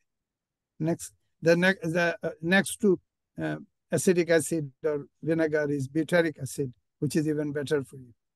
So there is a lot of biochemistry converging in this. Next slide. This is a picture, one of my partner, Jahangir Alam in Genofax, and the guy on the left is my PhD supervisor. This is my old PhD lab in the US in Fred Hutchinson Cancer Research Center. Next slide. We visited there, I took a lot of photo. My teacher, who in 2001 got the Nobel Prize, Leland Hartwell, and his photo is now hanging on the wall of that institute. I took a photo of that. Next slide. And this is someone I don't know. I'm very blessed because a lot of someone I don't know at all is an artist, obviously, and painted my picture that he found in a newspaper, and surrounding it is the pea plant, Mendel's pea plant, and gave it to me as a gift many years ago. So I'm ending this photo in this amusing way, not claiming that I've become the new Mendel, but just to point out the generosity of Bangladeshi people, and especially the artist. The person who did it is an artist, and he was very motivated by my work, so gave me this painting. I think I'll end here and spend the rest of the time with comments. Yeah, next slide. Mushtaq, are you around? হ্যাঁ জি sir আমরা You sir can make some comments and we can. Sir আমরা এখন মনে হয় ফ্লোরটা এটা sir last topic ছিল তাই না স্যার? এটা লাস্ট টপিক ছিল এবং এটা 3টা কোহর্ট করতে গিয়ে আমি বুঝলাম যে আসলে সবকিছু এত 2-3 ঘন্টার লেকচারে স্কুইজ ইন করা একটু difficult. It should be more spread out a bit more, maybe 5 days with 1 hour each or something. সেটা একটা বিষয় হতে পারে, or 1.5 ঘন্টা করে 4 বার or something. 4 দিন হতে পারে, সেটা ঠিক আছে। তাহলে একটা পেসিংটা ভালো হয় আর কি। Others can comment. I think এখানে আমার সাথে increasingly অনেকে যোগ দিয়েছে, and Sharara is one of them. She's actually attending here, so she made a lot of comments. And then Samuel obviously made comments, and anybody else who did not make comments, please speak up. Because science is really a conversation. I'd like to call that science is a conversation. আর আমরা জিনিসটাকে overall একটা discussion ইসের ভিতরে নিয়ে গেলাম, মানে গত প্রায় 3 দিন ধরে যে আলোচনাগুলো হলো সব যে কোনো বিষয় অর্থাৎ জেনেটিক্স রিলেটেড একটা ওপেন প্ল্যাটফর্ম, ইনক্লুডিং এই যে শেষ দিকে যেটা আসলো মেটাজেনোমিক্স এবং গাট মাইক্রোবায়োমের যে প্রশ্ন আসলো সবকিছু সহ এবং এগুলা নিয়ে আমরা বাংলাদেশে কি করতে পারি, বিকজ এটাই তো উদ্দেশ্য। এটা আমরা একটা লেকচার দিয়ে চলে গেলাম তারপরে কিছু করলাম না, এটা তো উদ্দেশ্য না। উদ্দেশ্য হচ্ছে to create a kind of an intellectual platform, a discussion, a narrative where everyone can participate, because biology is the great equalizer. এটা আমি বলি যে বায়োলজিতে আসলে কোনো ব্যারিয়ার নাই, যতখানি যে বায়োলজি জানবে সেই তো পণ্ডিত। এখানে সে আগে কি করেছে না কি তার পিএইচডি ডিগ্রি আছে না তার কলেজের ডিগ্রি আছে, this is quite irrelevant. So আমার কাছে মনে হয় যে এখানে ক্রিয়েটিভ কাজ করার অনেক সুযোগ আছে এবং lot of very smart people R here, আগের কোহর্টেও ছিল, এবং সবাইকে কম্বাইন করে আমরা একটা কালেকটিভ গ্রুপও করব। আর আজকে যারা কথা বলে নাই, বিশেষ করে ফাবিহা, তুমি কিছু বলবে ফাবিহা? হ্যাঁ, একেবারে ওপেন একটা প্ল্যাটফর্ম হোক আর কি, সবাই আবার একটু নতুন করে কন্ট্রিবিউট করুক, যে সবাই নতুন করে কিছু বলো, একজন করে। ফাবিহা বলো, তারপরে জারিন বলো, তারপরে সারারা আবার বলবে। জি স্যার, আমি একটা জিনিস জানতে চাচ্ছিলাম, বাংলাদেশে এখন গাট মাইক্রোবায়োমের রিসার্চের মানে স্ট্যাটাসটা কিরকম? গাট মাইক্রোবায়োম রিসার্চের মেইন প্রোটাগনিস্ট মূলত বাংলাদেশে এখন বলা যেতে পারে আমরা, জেনোফ্যাক্স। তো সো জেনোফ্যাক্স এর সাথে তুমি যোগাযোগ করতে পারো। We are active in Dhaka, and আমি নিজেও এটা আমার major area of focus right now. So আমার সাথেও লিঙ্কডইনে বা যেভাবেই হোক, আমার লিঙ্কডইনে আছো তো তুমি, তাই না ফাবিহা? স্যার জি তো আমাকে একটা মেসেজ পাঠাও, আমি তোমাকে আপডেট করে দিব সবকিছু। ওকে স্যার আমি আমি একটু কন্ট্রিবিউট করি স্যার এখানে যে আম, হ্যাঁ, সরি, আমি ভুলে গেছি that you are playing a very major role in the cancer microbiome. So sir gut microbiome যেটা, হ্যাঁ সেটা গাট মাইক্রো, আমরা আমরা ঢাকা ইউনিভার্সিটিতে এই রিলেটেড একটা প্রজেক্ট আমরা পেয়েছিলাম ইউনিভার্সিটির। আমি জমা দিয়েছিলাম এটা 2022-এর দিকে বুঝি।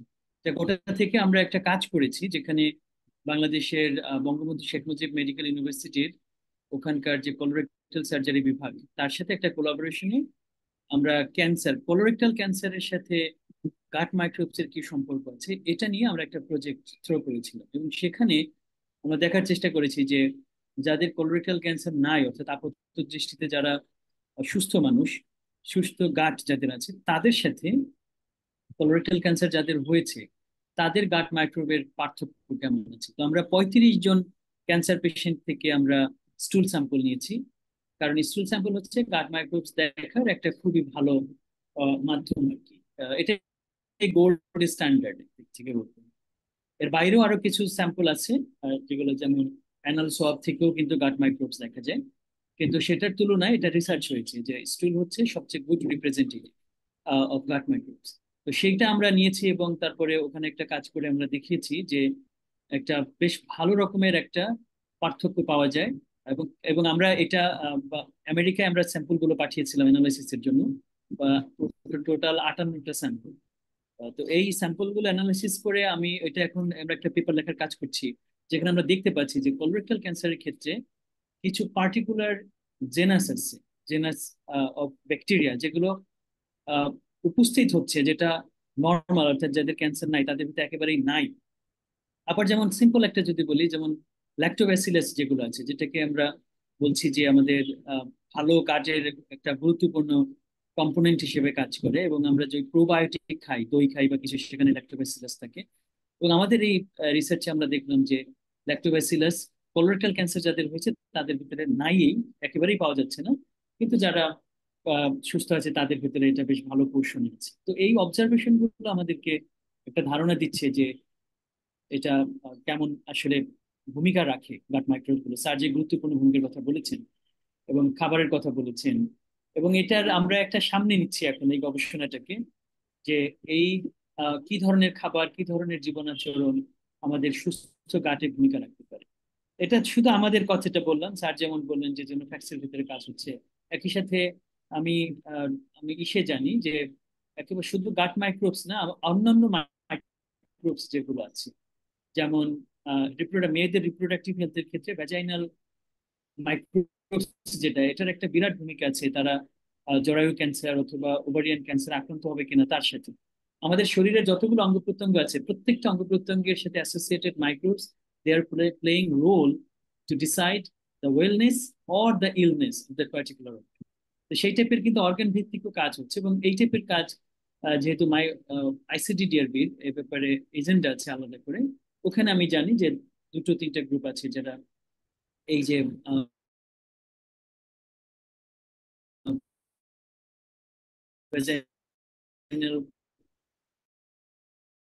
মাইক্রোবস যেটা, সেটা নিয়ে সেটা একটা নতুন ফিল্ড, কিন্তু people are working in this area.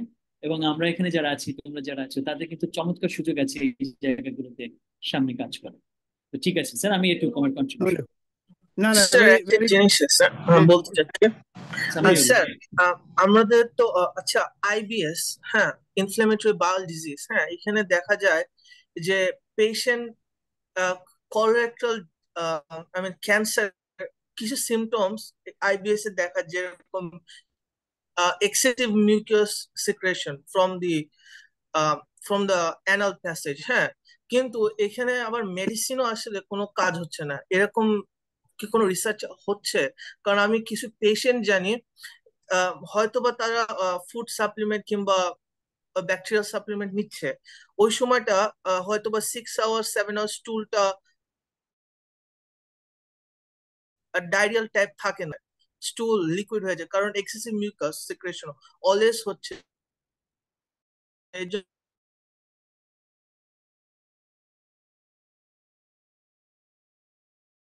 জন্য আসলে কোনো ভাবনা কিংবা এরকম কোনো রিসার্চ আছে কিংবা কেউ করছে? রিসার্চ তো আছে, কিন্তু এখানে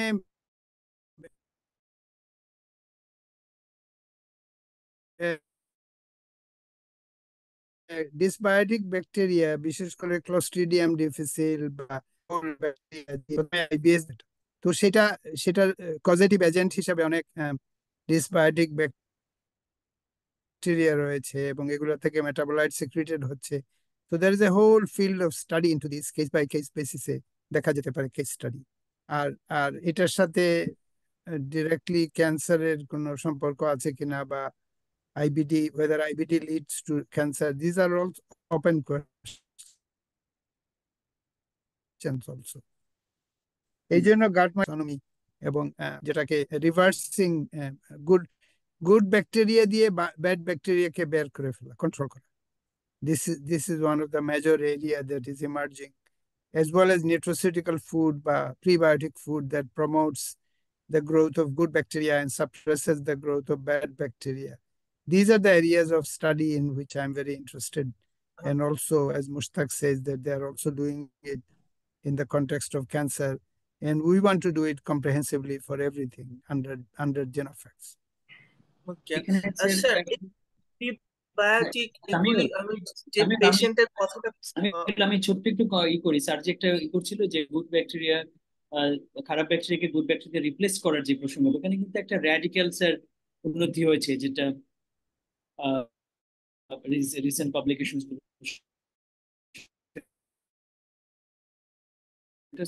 ফিকাল এখন আসলে শুরু হচ্ছে। এরকম যে there are people who have more intestine, তাদের যে হ্যাঁ লার্জ ইন্টেস্টাইন সেখানে আছে। আর কিছু মানুষ আছে যাদের খাবার দিয়ে কখনো একটু ওষুধ দিয়ে সেটা দিয়ে হয়তো যতক্ষণ পর্যন্ত এটা সাময়িকভাবে করা যায়, কিন্তু পার্মানেন্ট একটা সমাধান নাই। IBS এর ক্ষেত্রে কিছু এক্সাম্পল এখন হয়েছে এবং এটার ক্লিনিক্যাল ট্রায়াল গুলো কিন্তু এখন চলছে। সেখানে দেখানো হয়েছে যে, এবং এটা নানান রকম অ্যালার্জি, ফুড অ্যালার্জির ক্ষেত্রেও এটা প্রযোজ্য। যে যেমন ধরো গ্লুটেন অ্যালার্জি কিন্তু একটা it's a very big problem in the western world, আমাদের দেশে অত বেশি না। যেটা যেমন অনেকে ওরা পাউরুটি খেতে পারে না, আমরা যে সাধারণ পাউরুটি খাই ওটা খেতে পারে না, যেটার ভিতরে গ্লুটেন আছে। তো এই ধরনের যে প্রবলেম গুলো আছে ফুড অ্যালার্জি এবং at the same time IBS, এটার জন্য ফিকাল ট্রান্সপ্লান্ট একটা সম্ভাব্য ট্রিটমেন্ট। স্টুলে ভালো ব্যাকটেরিয়া সাথে একজন ভালো গাটের মানুষের স্টুল is medicine for the person whose gut is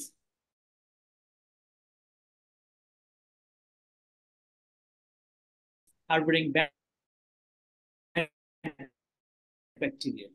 তাহলে একজন ভালো মানুষের থেকে স্টুলটাকে ধর কোন একটা কোনো ফর্মেট সেটা ওনার সে ইন্টেস্টাইনে যদি ট্রান্সপ্লান্ট করা যায়, কাইন্ড অফ অর্গান ট্রান্সপ্লান্টের মতো, এটা কিন্তু আসলে এক ধরনের অর্গানই, ঠিক এই ব্যাকটেরিয়া গুলো মিলে একটা অর্গান হিসেবেই কাজ করছে।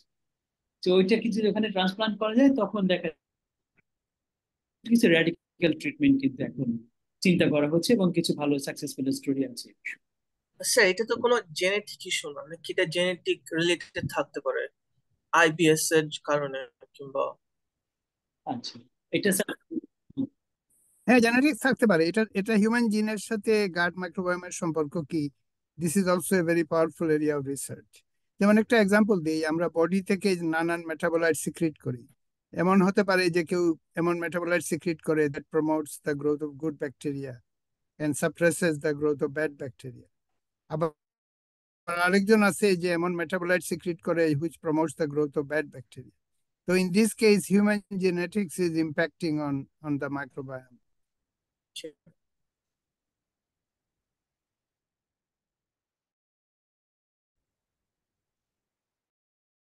ওকে, হ্যাঁ, জারিন, তারপরে আবার সারারা, তিনজন বলো, একজন পরে একজন।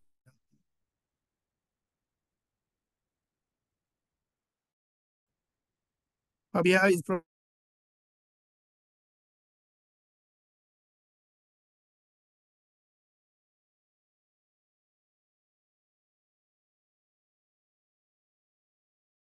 probably not there. What about Zareen? তুমি কিছু বলবে?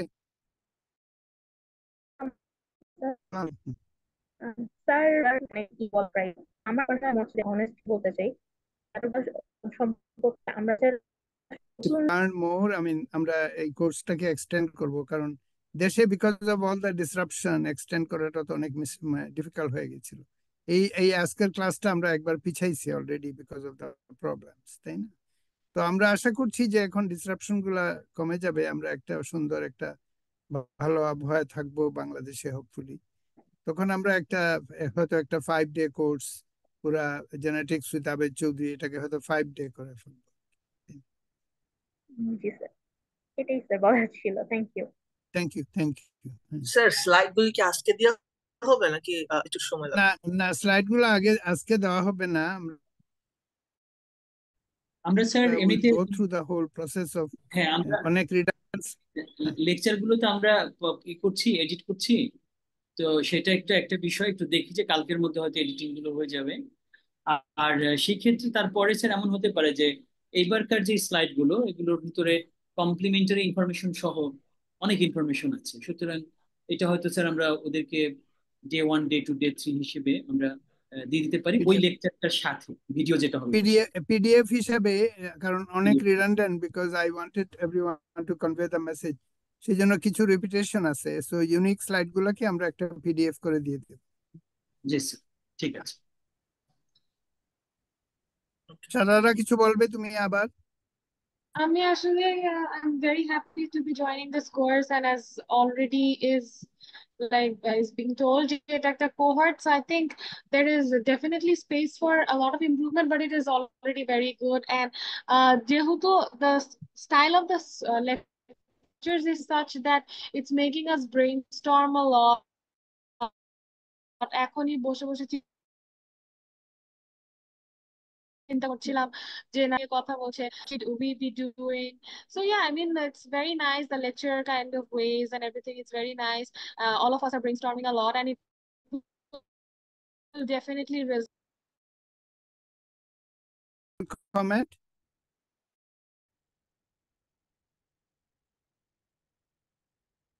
আমরা আসলে this because of all the sir আসসালামু আলাইকুম স্যার। হ্যাঁ হ্যাঁ বলেন স্যার। আমার একটা কমেন্ট ছিল, সেটা কোর্সের সঙ্গে রিলেটেড না। একটা কমেন্ট হচ্ছে যে স্যার একটা ইনস্টিটিউট ডেভেলপ করা যায় কিনা আপনার নামে। ইনশাআল্লাহ আমরা করব, আমার নামেই করতে হবে এমন কথা নাই, বাট এই টপিকে এবং এই আমরা তো আপনার নামেই হোক স্যার, কারণ আপনার মতো পার্সন, আপনার আপনার ইয়ে লাইফ মানে বাংলাদেশ এবং সমগ্র পৃথিবীর জন্য জানে আপনার মতো একজন পার্সন ছিল, এটা তো দরকার sir. Thank you, thank you. কিছু একটা হবে, আমরা we are heading in that direction. আমরা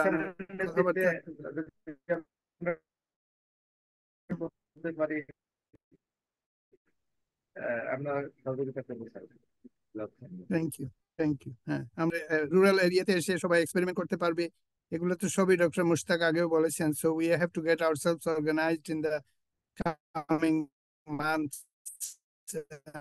to achieve all these goals. Sir ওই যে সামিউল আলম রাজীব কিছু বলতে চাচ্ছিল, উনি হ্যান্ড রাইজ করছেন। Okay, okay, of course. Samuel, Thank you, sir. Sir, I was listening to the discussion. I mean, actually, আমার একটা ইয়ে করার ছিল, কমেন্ট করার ছিল যে লাস্ট যে গাট মাইক্রোবায়োম নিয়ে যে ডিসকাশনটা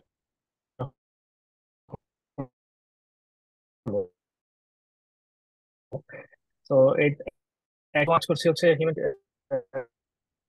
ক্লিনিক্যাল স্যাম্পলে জাপানে যে এইচটিএলভি ইনফেক্টেড পারসন যারা আছে তাদের মাইক্রো সাম কাইন্ড অফ, তাছাড়া বা ক্যারিয়ার যারা আছে তাদের কাছ থেকে। তো ওই কি ধরনের ডিফারেন্স আছে, clinical sample we have some access and also we have develop some mouse models, disease models, যেটার জন্য আমরা হচ্ছে এই CRISPR-Cas9 সিস্টেমটা ইউজ করেছিলাম হচ্ছে একটু নক ইন জিন, যেটা আমাদের একটু ডিফিকাল্ট ছিল ডেভেলপ করার সময়, বাট যার জন্য বেসিক্যালি আমার এই কোর্সটা করা, যে যখন আমি কোর্সের ইয়েটা দেখলাম যে you are going to discuss about the recent development of the gene editing, so I was thinking that might be a very good idea, very good chance to talk with you as well. তো আমরা এখন যেটা করেছি যে আমরা ওই mouse model develop করার পর আমরা হচ্ছে যে তাদের স্টুল কালেকশন করেছি এবং নাও উই আর সিকোয়েন্সিং আমাদের ল্যাবে। আমাদের উই হ্যাভ হাই সিকোয়েন্সার, আর ডিপ সিকোয়েন্সিং করে আমরা এখন কন্ট্রোল মাউস গ্রুপগুলোর মধ্যে হচ্ছে ডাইভার্সিটিটা দেখার চেষ্টা করছি। Same idea as viral disease control. So I think that can be one of a good area we can explore in Bangladesh, a big laboratory for the infectious disease research. ICD যেটা করছিলাম। তো আমার একটা ইয়ে ছিল যে how can we contribute, আমরা যারা বাইরে কাজ করছি, যে আমরা দেশের জন্য কিছু কন্ট্রিবিউট করতে চাই from here. Can we get connected with Genofacts or any other scope that if we can do from here? হ্যাঁ, অফকোর্স আমরা তো we are already working together with doctor Mushtaq, এবং যে মাইক্রোবায়োম সেন্টার কোনো প্ল্যাটফর্ম বা আমাদের অন্যান্য যে প্রগ্রেসিভ ল্যাবরেটরিজ বাংলাদেশে আছে, যেমন আইসিডি এর বা বিদেশি professor Qadri, Ferdousi Qadri, so I am in touch with all of them. আর আপনি একটু আপনি কি আমার সাথে লিঙ্কডইনে অ্যাড আছেন? জি স্যার, আমি আছি আপনার সাথে। ওকে, লিঙ্কডইনে একটা মেসেজ দিয়ে রাখেন আজকালের মধ্যে, so we can probably in a different platform we can discuss. আরেকটা এরিয়া আমার কাছে খুব প্রিয় টপিক এবং ডেভেলপ করছে is to create a synthetic microbiome, a new microbiome with new organisms in the light of their properties, not just existing microbiome but create new microbiome. অথবা even জিন targeting করে মাইক্রোবায়োমের individual genome বদলানো যেতে পারে, তাই না? And the wholesale পুরা মাইক্রোবায়োমে targeted mutation introduce করে বা new functionality introduce করে, we can do gene editing on the whole microbiome also. So these are frontier new area, এবং নিউ এরিয়াতেই বাংলাদেশে যাওয়া উচিত। Why should Bangladesh just follow যে নেচারে একটা পেপার পাবলিশ করলো তারপরে সবাই এটার পিছু পিছু আরো 5টা করলো, এরকম এটা ভালো না। আমি ব্যক্তিগতভাবে আমি সবসময় দেখেছি যে go into a new territory and make something happen which is very big, তাই না? এবং এটা একেবারে ওই গাইবান্ধা এবং গুরুঙ্গামারিতেও করা যেতে পারে। এটা যে করার জন্য যে হার্ভার্ড এমআইটিতে যেতে হবে, এটা একটা ভুল ধারণা আসলে, তাই না? So we should have a very audacious thinking. We should be very bold people. We should read everything, and become a major player and trendsetter and not followers. এটা আমি সব স্টুডেন্টকে বা যেই আমার কাছে আসে আমি এটা বলি, তাই না? যে don't be a follower, be a leader. এখন it would be much better to see যে কোথায় গ্যাপ আছে, rather than imitating what other people have done. We should look for gaps, কারণ সিগনিফিক্যান্ট গ্যাপ আছে। আমি নিজেও অনেক গ্যাপ দেখতে পাচ্ছি, small then if we had just done, যেটা আমেরিকাতে মি টু বলে, যে আমিও করলাম, যে হার্ভার্ডের ওই প্রফেসর করেছে তারপরে আমিও করেছি, এটা আসলে অত ইম্প্যাক্টফুল না। যেহেতু আমরা ছোট মানুষ, Bangladesh is a little player, তো ছোটদের তো বেশি সাহসী হওয়া উচিত বড়দের থেকে। বড়দের তো সাহসী হওয়ার দরকার নাই, তাই না? তো এই জন্য এইভাবে আমি জিনিসটা দেখি আর কি। থ্যাংক ইউ স্যার, আমি আপনাকে মেসেজ দেব স্যার। আপনি অবশ্যই কানেক্টেড থাকবেন। আমরা we want to form a group, we want to do new innovative things, we want to raise funds. আমি আশা করছি বাংলাদেশের এই যে নতুন পরিবেশে there will be more receptivity and so on, or in any case আগেও যে রিসেপটিভিটি ছিল না সেটা না, কিন্তু ইন নিউ ইনোভেশন বা নিউ ইনোভেটিভ প্ল্যাটফর্ম বা নিউ একটা গভর্নমেন্ট যদি হয় যেভাবে হয়েছে, we want to go and make the noise and start doing things in a new way. Sure sir, of course. I'll send you a message. Thank you sir. Thank you. Mushtaq, আমার মনে হয় আমরা একটু আগেই শেষ করে দিতে পারি। আমরা তো ধরো 10-15 মিনিটস আছে এখনো, and we can sort of have a break because এইবার আসলে একটু exhaust, হ্যাঁ আমরা কি স্যার কনক্লুড করবো তাহলে আজকের জন্য? আমার মনে হয় কনক্লুড করে ফেলো। We are about 15 okay, minutes from ঠিক the আছে thing, স্যার। and আমরা এটা নতুন কোহর্ট যখন করব, আমরা তো হ্যাঁ জি স্যার। দেশে তখন আর ইন্টারনেট সব সুন্দর থাকবে, তো আমরা একটু প্ল্যান প্রোগ্রাম করে আমরা থার্ড কোহর্টটাও করে এখন ফেলবো। একটু মাগরিবের আজান হচ্ছে, এখানে অনেকে হয়তো নামাজে যাবে বা কিছু, তো অল্পতে একটু বলি যে প্রথমে স্যার আপনাকে ধন্যবাদ জানাই যে তো নানান ইস্যুস গেছে এর মধ্যে, তার মধ্যে আপনি আপনার জায়গায় স্থির ছিলেন এবং খুব সুন্দরভাবে কোর্সটা শেষ করলো আপনার আন্তরিকতায়। এবং ওরা যেভাবে বলেছে যে একটা সমৃদ্ধ কোর্স হিসেবে আমরা শেষ করতে পারছি। এবং আমরা একটা এই কোর্সের আসলে একটা কন্টিনিউশন আছে, সেটা হলো এখানে হয়তো কথা প্রসঙ্গে এসছে যে স্যারের যেখানে ফিল্ড ওয়ার্ক যেখানে তিনি করেন, সেই জায়গাটায় থাকার জায়গা আছে, একটা ট্যুর করার সুযোগ আছে। সুতরাং আমরা এই যে পঞ্চগৃহী রাইস যেখানে কালটিভেট হয় সেখানে যাওয়ার দেখা, এবং একই সাথে ওখানে একটা কাইন্ড অফ একটু ইকো ট্যুরিজমের মতো বিষয়, চাইলে ওখানে থেকে প্রকৃতিও দেখা হলো, বিজ্ঞানও শেখা হলো, এই টাইপের একটি বিষয়। একটু আগে বোধহয় একজন প্রস্তাবও দিয়েছেন যে একটা ইনস্টিটিউট করা যায় কিনা, ওইটারই একটা একেবারে প্রিলিমিনারি একটা ভার্সন আর কি। যেমন রবীন্দ্রনাথের যেমন শান্তিনিকেতন যেরকম, এই কাছাকাছি এরকম একটা আইডিয়া নিয়ে আমরা হয়তো ওখানে কিছু ট্যুর অ্যারেঞ্জ করব ভবিষ্যতে। এবং এখানে যারা আছে সবাই সেটার নোটিস পাবে, যারা যারা যেতে চায় তারা ওখানে হয়তো আমরা আমরা গেলাম, এই আলোচনা করেছি, এবং সেটা যখন স্যার থাকেন সেই সময়টাতেই আমরা চাইবো করতে, তাহলে জিনিসটা সবচেয়ে সবচেয়ে বেশি সফল হবে। এটা আমরা জানাবো। আর যারা কোর্স সম্পূর্ণ করলো প্রত্যেকের জন্য সার্টিফিকেটের ব্যবস্থা আছে, সেটা আমরা টেমপ্লেটটা প্রায় রেডি হয়ে গেছে, ডিজাইন আমরা হয়তো জাস্ট টেক্সট ঠিক করে তারপর প্রায় 3টা কোহর্ট শেষ করলাম, এই 3টা কোহর্টের সব সার্টিফিকেট এবং অন্যান্য সবকিছু দেওয়ার পরে আমরা নেক্সট কোহর্টে যাব। এবং আপনারা যারা জয়েন করলেন এবং পার্টিসিপেট করলেন, শুধু যে শুনেছেন তা না, একেবারে একটি পার্টিসিপেশন করেছেন, সবাইকে ধন্যবাদ জানাই।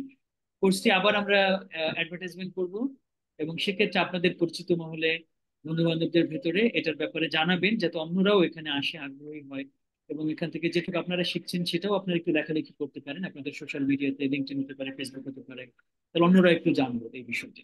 হ্যাঁ, আর এটা আশা খুব করি এটা খুব ইম্পর্টেন্ট সবাইকে মনে করিয়ে দেওয়া যে থার্ড কোহর্ট নিয়ে যারা এখানে উপস্থিত আছে, বা people who are stimulated and excited, please write in LinkedIn and Facebook or wherever. সেটা। তো ভবিষ্যতে ইনশাল্লাহ আবার দেখা হবে, বিশেষ করে স্যার যখন দেশে আসবেন আমরা কোনো না কোনো ফর্মেটে একটা ফিজিক্যাল ইভেন্ট করার চেষ্টা করব, সেখানে ইনশাল্লাহ যারা পারেন যোগদান করবেন, এবং আমরা পরস্পরকে আবার একটু ভালোভাবে চিনব। আজকের মতো শেষ করি তাহলে। Thank you. জি স্যার, আসসালামু আলাইকুম।